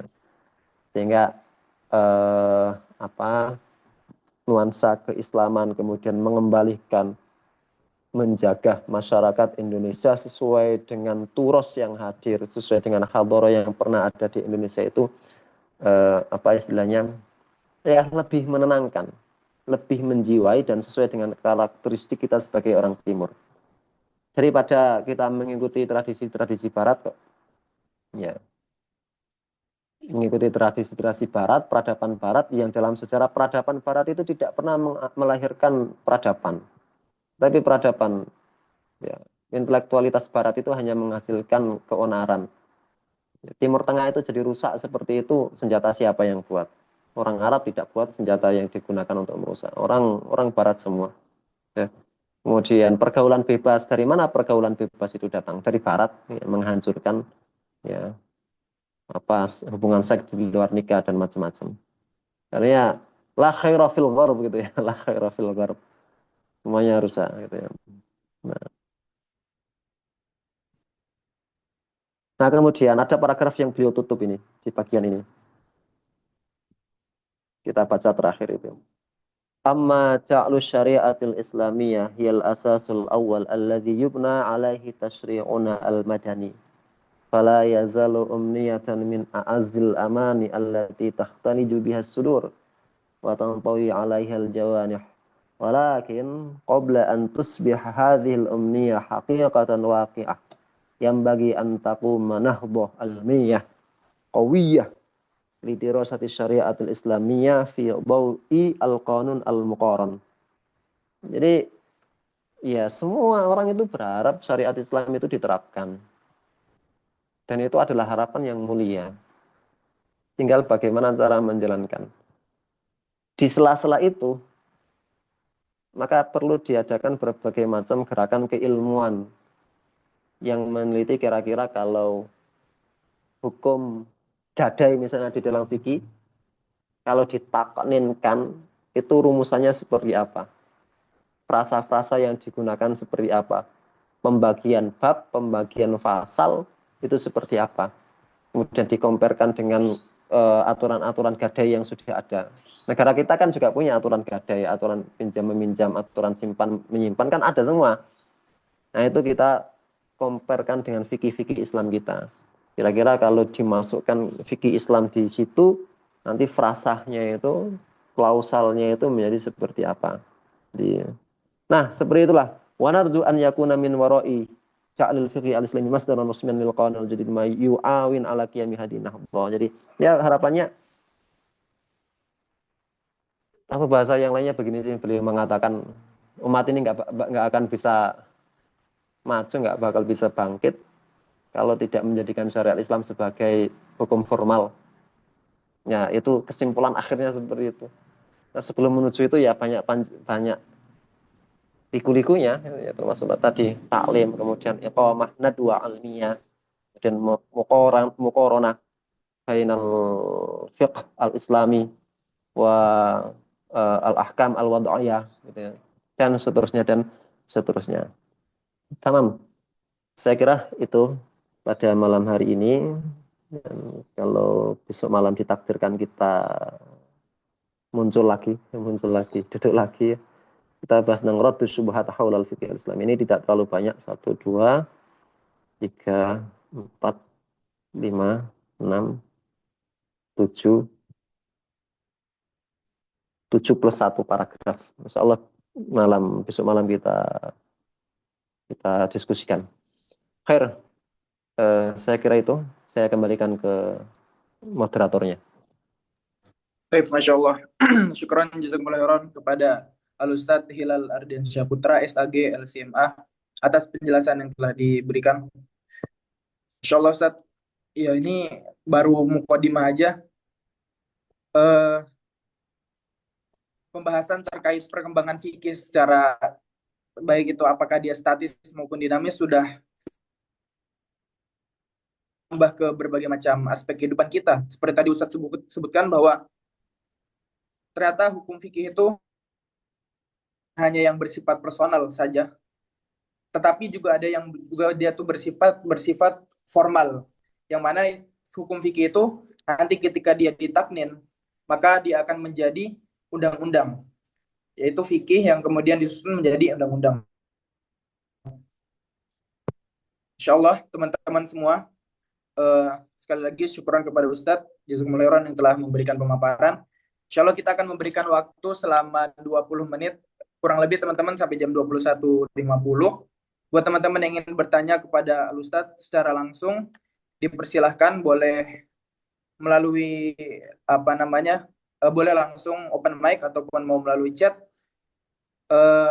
Dipersilahkan buat teman-teman. Mumpung kita masih bersama dengan Ustadz dan kita bisa menanyakan langsung terkait perkara beliau sebutkan maupun terkait pertanyaan-pertanyaan yang telah mengganjal di kepala teman-teman semua. Tafadhol kalau ada teman-teman yang mau bertanya, boleh langsung open mic atau mau di kolom chat, biar nanti bisa kami bacakan.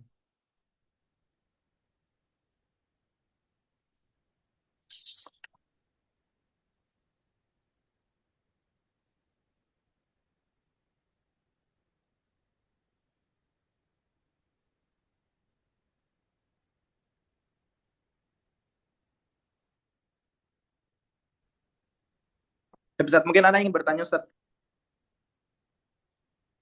Ana izin bertanya terkait tadi Ana garis bawahi penjelasan Antum terkait perkataan para mutaakhirin bahwa syariat itu tidak menerima perbedaan pendapat. Kemudian, akan tetapi dalam ranah pembahasan fikih Islami maka perbedaan pendapat. Ustaz.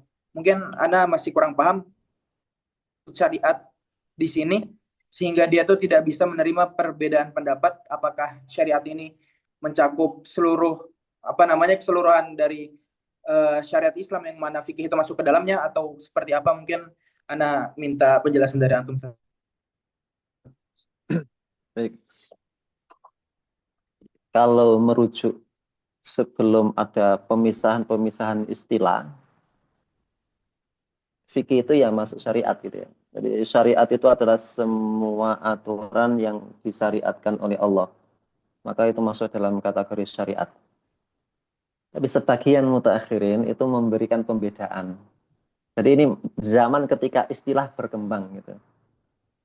Ketika sebagian mutakhirin itu memberikan definisi yang berbeda, bahwasanya syariat itu khusus untuk aturan-aturan Allah yang tidak menerima perbedaan. Dari mana aturan-aturan itu diambil? Yaitu dari dalil-dalil yang qat'i dan dilalah-dilalah yang qat'i. Jadi sama-sama qat'i. Qat'iyus subut dan qat'iyud dilalah. Ya, qat'iyus subut dan qat'iyud dilalah. Maka itu hasilnya nanti adalah sesuatu yang tidak menerima perbedaan.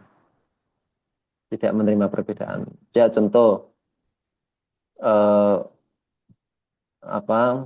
wajibnya haji gitu ya, wajibnya haji. Haji itu wajib. Dalilnya atimul hajja wal umrah itu dari Al-Qur'an dan Al-Qur'an itu adalah qat'i secara subut. Kemudian dalalannya juga qat'i karena fi'il amr dan tidak ada hal-hal yang lain yang yusarrifu, membuat dia berubah menjadi sunnah dan sebagainya. Akhirnya hasilnya adalah sesuatu yang qat'i atau maklumun minad dini bid-darurah. Kemudian sesuatu yang sumbernya bukan qat'i, maka itu masuk doni dan hasilnya adalah fikih. Jadi itu masalah istilah saja. Masalah istilah saja. Sebagian mutaakhirin mengatakan memberikan pembedaan seperti itu. Tapi kalau kita merujuk kepada istilah syariah sebelumnya, maka semua yang bersumber dari wahyu, bersumber dari masdar yang mu'tabaroh, yang disebutkan di dalam tradisi usul fikih, maka itu dinamakan dengan syariah. Itu hanya masalah istilah itu saja. Baik, Ustaz. Syukran, Ustaz. Ini kebiasaannya anak-anak diskusi itu, kalau pesertanya nggak ada yang tanya, moderatornya yang tanya ya. Nah, Ustaz. biar nggak krik krik krik gitu. Tapi emang Ana tadi sebelumnya agak itu, Ustaz. Maksudnya apa namanya, syariah itu tidak menerima pendapat apakah mereka mengeluarkan fikih itu dari ranah, maksudnya ranah syariah apa seperti apa, itu tadi Ana sedikit ada apa Iya, talbis di otak Ana. Tapi setelah Anda menjelaskan ternyata ini hanya permasalahan istilah saja. iya. Makanya banyak yang mencacat, mengkritik pembagian itu. Tapi Ustaz, izin ada pertanyaan di kolom komentar, Ana izin membacakan. Bismillahirrahmanirrahim. Afwan Ustadz, tadi Ustadz menjelaskan dakwah fikih ada dua. Apa saja ya Ustadz? Di Mungkin fikih sekian yang pertanyaan. ya, fikih yang bersifat personal, yaitu fikih-fikih yang bisa dilaksanakan tanpa kehadiran negara. Jadi fikih-fikih yang bisa dilaksanakan tanpa kehadiran negara.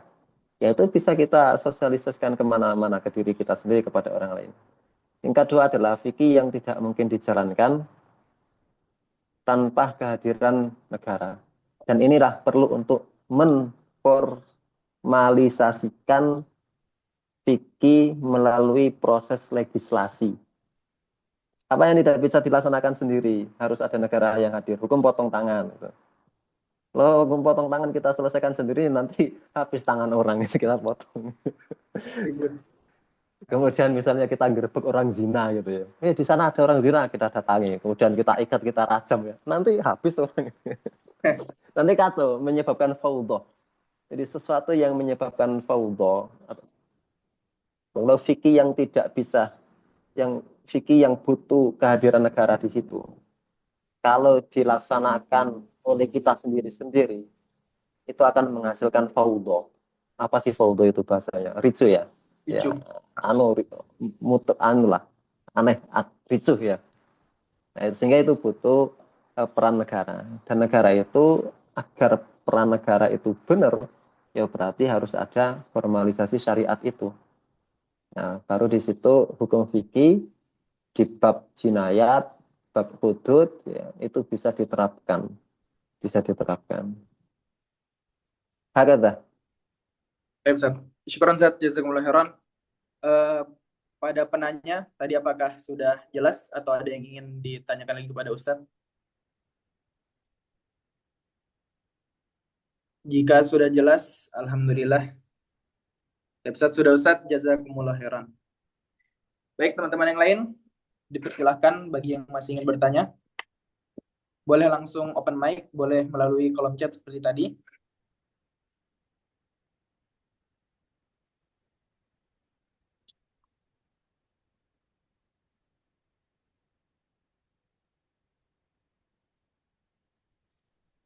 Ustaz izin bertanya. Tafadhol. Ya, tadi kan Ustadz menyebutkan ya kurang lebih kalau tidak salah fikih itu secara umum dibagi menjadi 4. Ya, salah satunya adalah fikih jinayat ya yang menurut yang tadi Ustadz paparkan itu belum bisa direalisasikan gitu di negara ya. Eh, Kemudian juga Ustadz juga menyebutkan kalau misalnya eh, apa ya, waktu zaman Turki Utsmani itu mengalami kemunduran ya, ataupun di zaman-zaman ya sebelumnya gitu ya, di khususnya di Timur Tengah itu mereka itu mengalami kemunduran karena tidak berpegang teguh dengan syariat Islam ya. Menurut Ustadz, apakah khususnya di negara kita sendiri ya, di Indonesia itu, apakah butuh nggak sih Ustadz menerapkan syariat-syariat Islam gitu? Kalau misalnya butuh, bagaimana langkah-langkahnya ya menurut pandangan antum Ustadz? Ya mungkin itu yang bisa Anda tanyakan. Syukran. Ini pertanyaannya susah ini. Tapi dibikin sederhana ya. Namanya orang Islam ya pengen semua syariat Islam itu diberlakukan ya. Apa itu di setuju ya ada ya di akhir-akhir itu. Kata yuhakimuka fima syajara bainahum itu apa awal ayat itu. Kita itu tidak dinamakan mukmin kalau kita tidak menyelesaikan semua urusan kita dengan syariat Allah. Gitu kan? Kita itu tidak dinamakan seorang muslim kalau tidak secara totalitas menjalankan syariat Allah. Yang pertama, sebenarnya menggunakan konsep Allah itu tidak ditanya, tetapi kalian yang ditanya. La yus'alu amma yaf'alu wa antum tus'alun misalnya. Kita itu menjalankan syariat Islam itu bukan karena efek yang akan terjadi. Misalnya kalau kita laksanakan syariat Islam akan maju tidak. Ya itu apa istilahnya? Ya tujuan antara lah itu ya, tujuan dunia. Tetapi tujuan yang lebih besarnya adalah ya itu yang diperintahkan ya itu. Kita disuruh motong tangan pencuri ya dipotong. Bukan karena efeknya ini manfaatnya begini. Ya secara keimanan loh ya. Saya bicara secara keimanan secara seorang muslim. Tapi ya karena memang kita disuruhnya seperti itu. Kemudian ada orang membunuh dibunuh gitu. Ya memang disuruh membunuh ya siap yang nyuruh Tuhan kok Allah yang menciptakan manusia, yang menciptakan kita dan yang menciptakan pencuri itu, yang menciptakan kita dan yang menciptakan yang membunuh itu. Jadi itu, jadi secara keimanan ya kita melakukan apa yang diperintahkan tanpa melihat efeknya. Tapi hanya saja di dalam sejarah itu mencatatnya begitu. Setiap kali syariat Islam itu ditegakkan, prinsip-prinsip Islam dijalankan. Syariat Islam itu kan berarti yang formal-formal itu ya. Ya, fikih-fikih lah, aturan fikih. Kalau nilai-nilai Islam ya keadilan, ya kemudian persamaan, dan semisalnya itu dijalankan, ya faktanya seperti itu. Ada kemajuan dan lain sebagainya tadi. Kemudian masalah di Indonesia. Ini pertanyaan yang sering ditanyakan kepada saya dan jawaban saya akan tetap sama. Persentase fikih yang bisa kita lakukan secara pribadi tanpa kehadiran negara itu lebih banyak daripada fikih yang membutuhkan kehadiran negara. Problemnya adalah fikih yang negara tidak butuh, ya tidak perlu ada hadir negara di situ. Itu cuma sedikit yang menjalankan. Ya, cuma sedikit yang menjalankan. Ya, ada tiga. Banyak yang bisa dilakukan tanpa kehadiran negara, tapi sedikit yang menjalankannya. Nah, itu kan problem di situ. Maka kita tidak, kalau saya pribadi ya, saya tidak terlalu muluk-muluk dulu untuk menerapkan untuk memperjuangkan satu fikih ini. Ya, memperjuangkan satu fikih jinayat atau fikih hudud atau fikih qadha ini. Tidak ngoyoh-ngoyoh gitu, tidak terlalu bekerja keras untuk agar yang bagian ini diterapkan. Tapi bagaimana kita bisa membuat tiga fikih ini yang bisa kita lakukan sendiri tanpa kehadiran negara itu bisa diaplikasikan oleh sebanyak mungkin kaum muslimin. Jual beli misalnya, berapa sih banyak orang jual beli yang menerima barangnya dikembalikan gara-gara ada aib, padahal ada khiyar aib di situ. Berapa banyak sih ada pedagang yang barangnya mau dikembalikan setelah dibeli oleh seseorang gara-gara harganya, keuntungannya ngacau, padahal di dalam beberapa fikih itu ada khiyar giben, ya, dan lain sebagainya. Itu kan masalah fikih juga. Kita bisa melaksanakan tanpa kehadiran negara. Ya. Jadi seperti itu. Kemudian untuk yang masalah jinayat, qadha dan lain sebagainya ini, macam-macam hukum zina, hukum nyuri ini. Kalau kita tidak bisa menerapkan hukumannya, kalau kita susah untuk mendakwahkan hukumannya, maka kita dakwakan, kita berusaha agar jangan sampai ada orang yang harus dihukum dengan itu. Maksudnya apa sih? Kalau kita ngajak orang mencegah, berusaha agar tidak terjadi pencurian,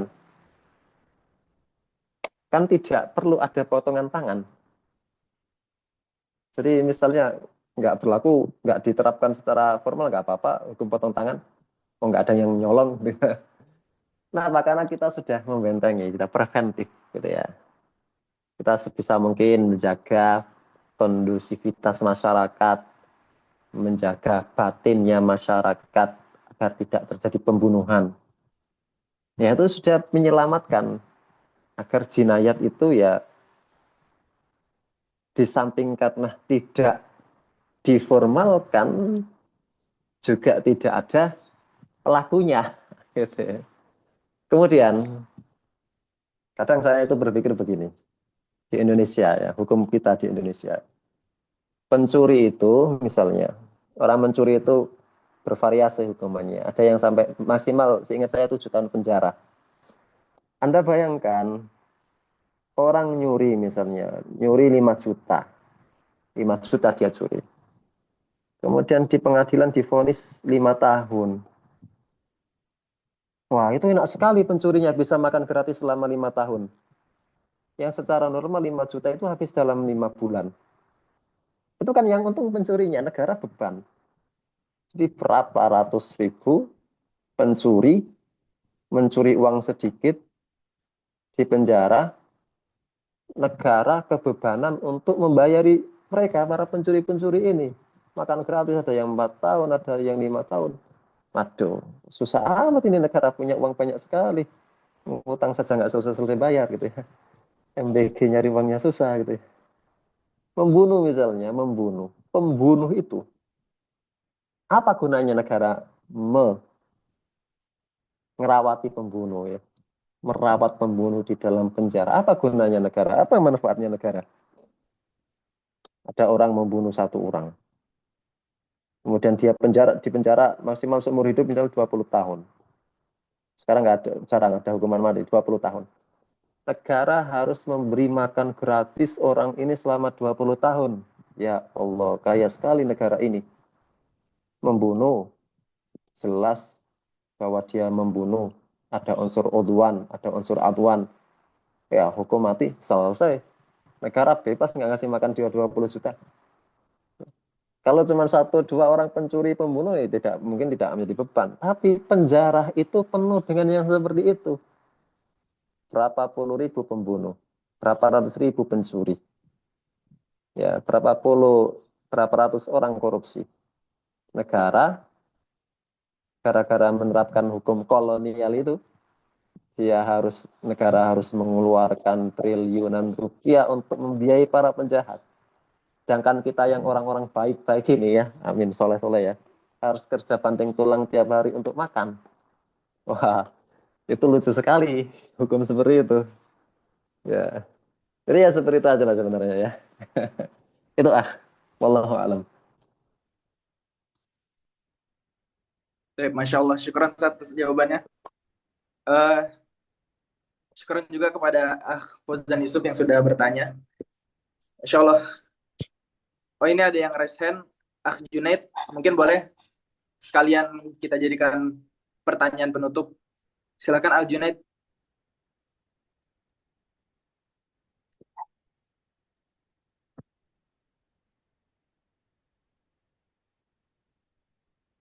Tes Junaid.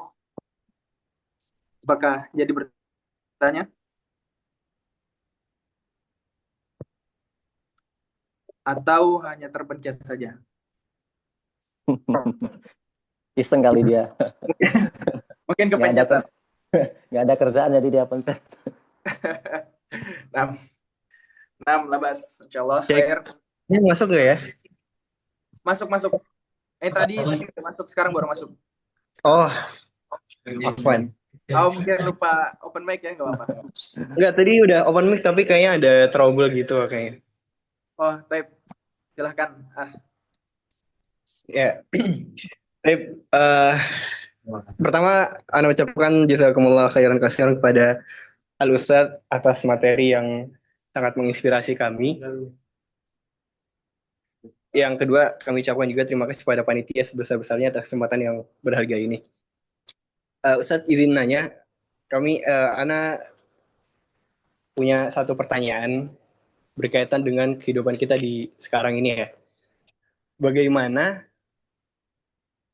hukumnya ketika kita berada di dalam satu keadaan yang kita memiliki keterpaksaan di situ, tapi sistem itu membuat kita tersandera untuk menegakkan hukum-hukum Islam. Contoh, Ustaz, ini mungkin bisa sekaligus diluruskan apabila argumen atau pertanyaan saya ada yang keliru ya.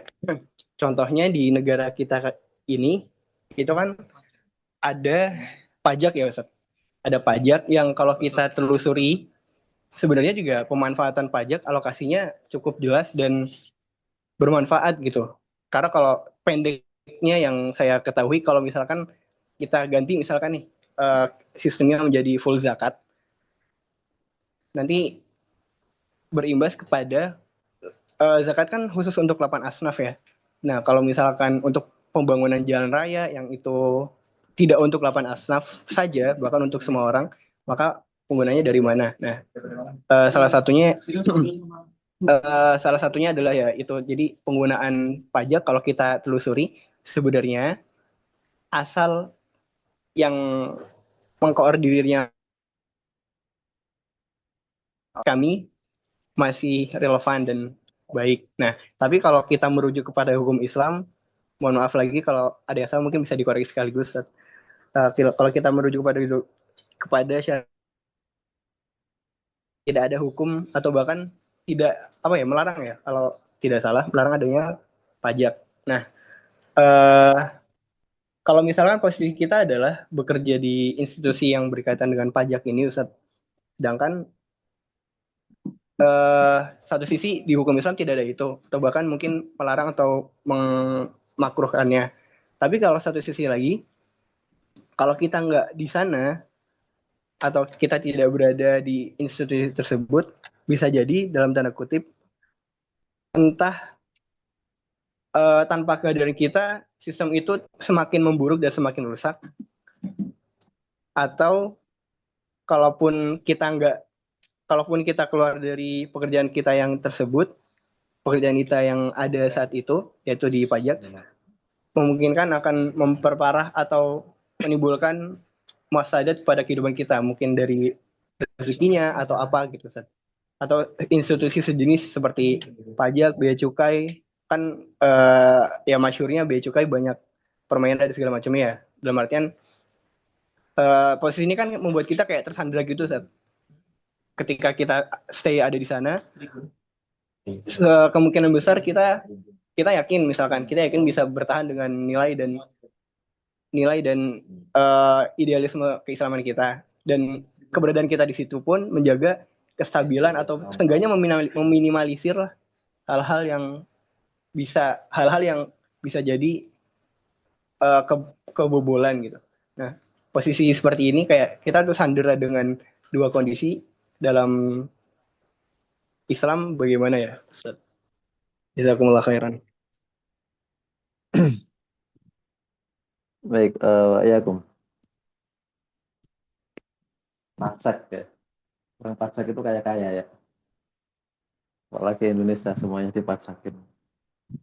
Tapi begini, ada hadis yang ya sering kita dengar, la yadkhulul jannata sahibul maks.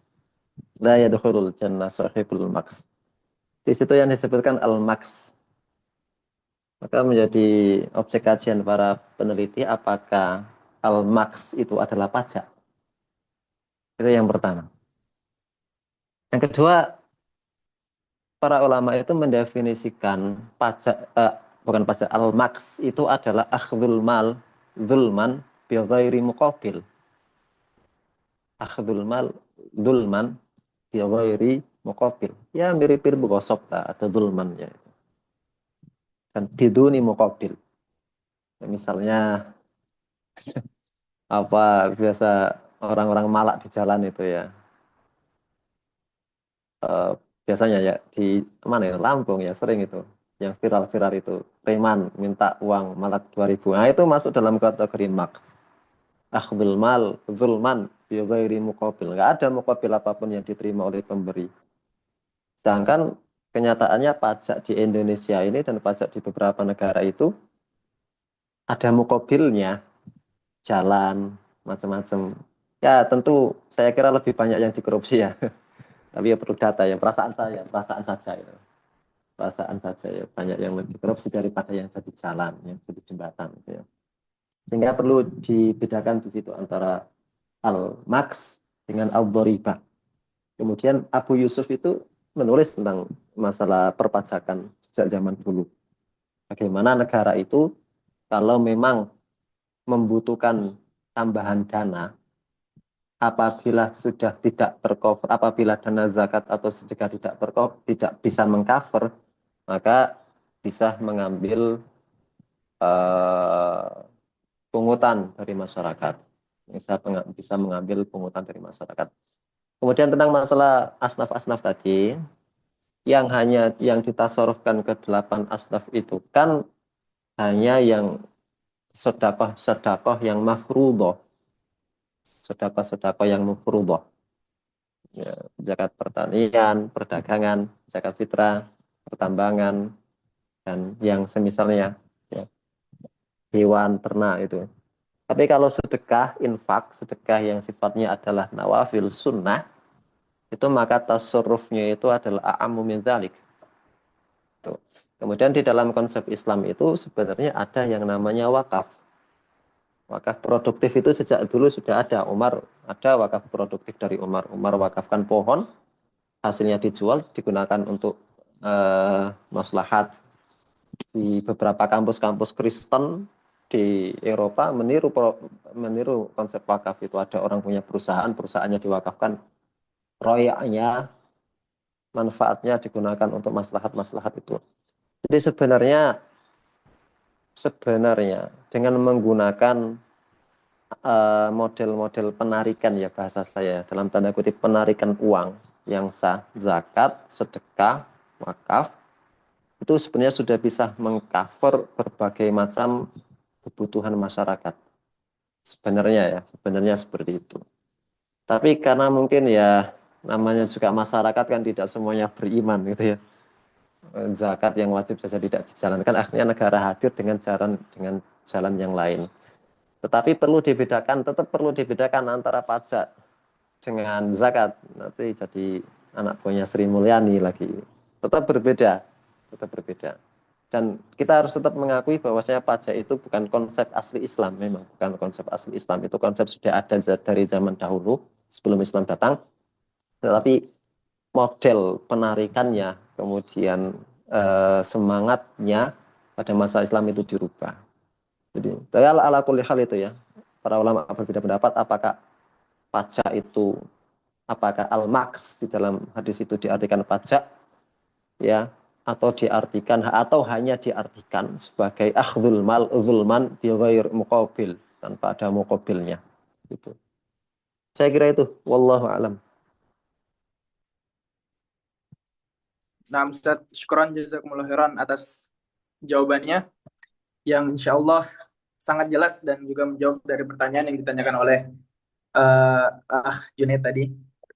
Baik, teman-teman sekalian dan juga pada Ustadz, karena ternyata waktu kita telah habis, maka mungkin bisa kita cukupkan pertemuan kita terkait pembahasan mengenai perkembangan fikih antara statis maupun dinamis sampai saat ini, atau kita cukupkan pada kesempatan kali ini, dan insya Allah kita akan lanjutkan lagi pembahasan kita tetap bersama dengan Ustadz Hilal Ardiansyah Putra, SAGL CMA, di esok hari.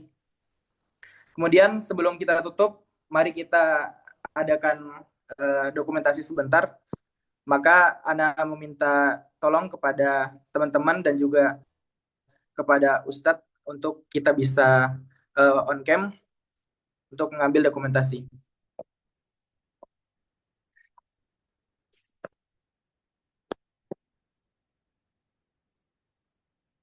Untuk teman-teman yang ikhwan boleh on cam untuk kita ambil dokumentasi kegiatan.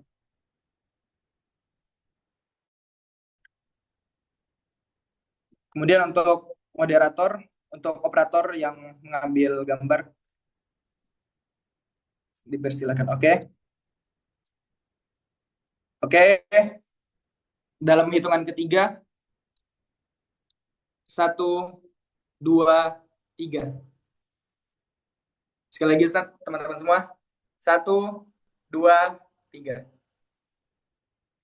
Taib, syukran, jazakumullah khairan kepada teman-teman semua dan juga khususnya kepada Al-Ustaz Hilal Ardin Saputra yang sudah berbagi ilmu yang sangat banyak pada malam kali ini. Insya Allah kita lanjutkan lagi pertemuan kita di esok hari. Semoga teman-teman selalu berada dalam keadaan sehat walafiat dan semoga Ustadz dan keluarga berada dalam perlindungan Allah Subhanahu wa taala. Amin ya rabbal alamin. Kemudian untuk teman-teman semua sebelum keluar dari ruang Zoom diharapkan untuk mengisi presensi ya teman-teman. Baik, mungkin itu saja yang bisa Ana sampaikan selaku MT. Mari kita tutup pertemuan kita kali ini dengan membaca hamdalah dan doa kafaratul majelis. Alhamdulillah.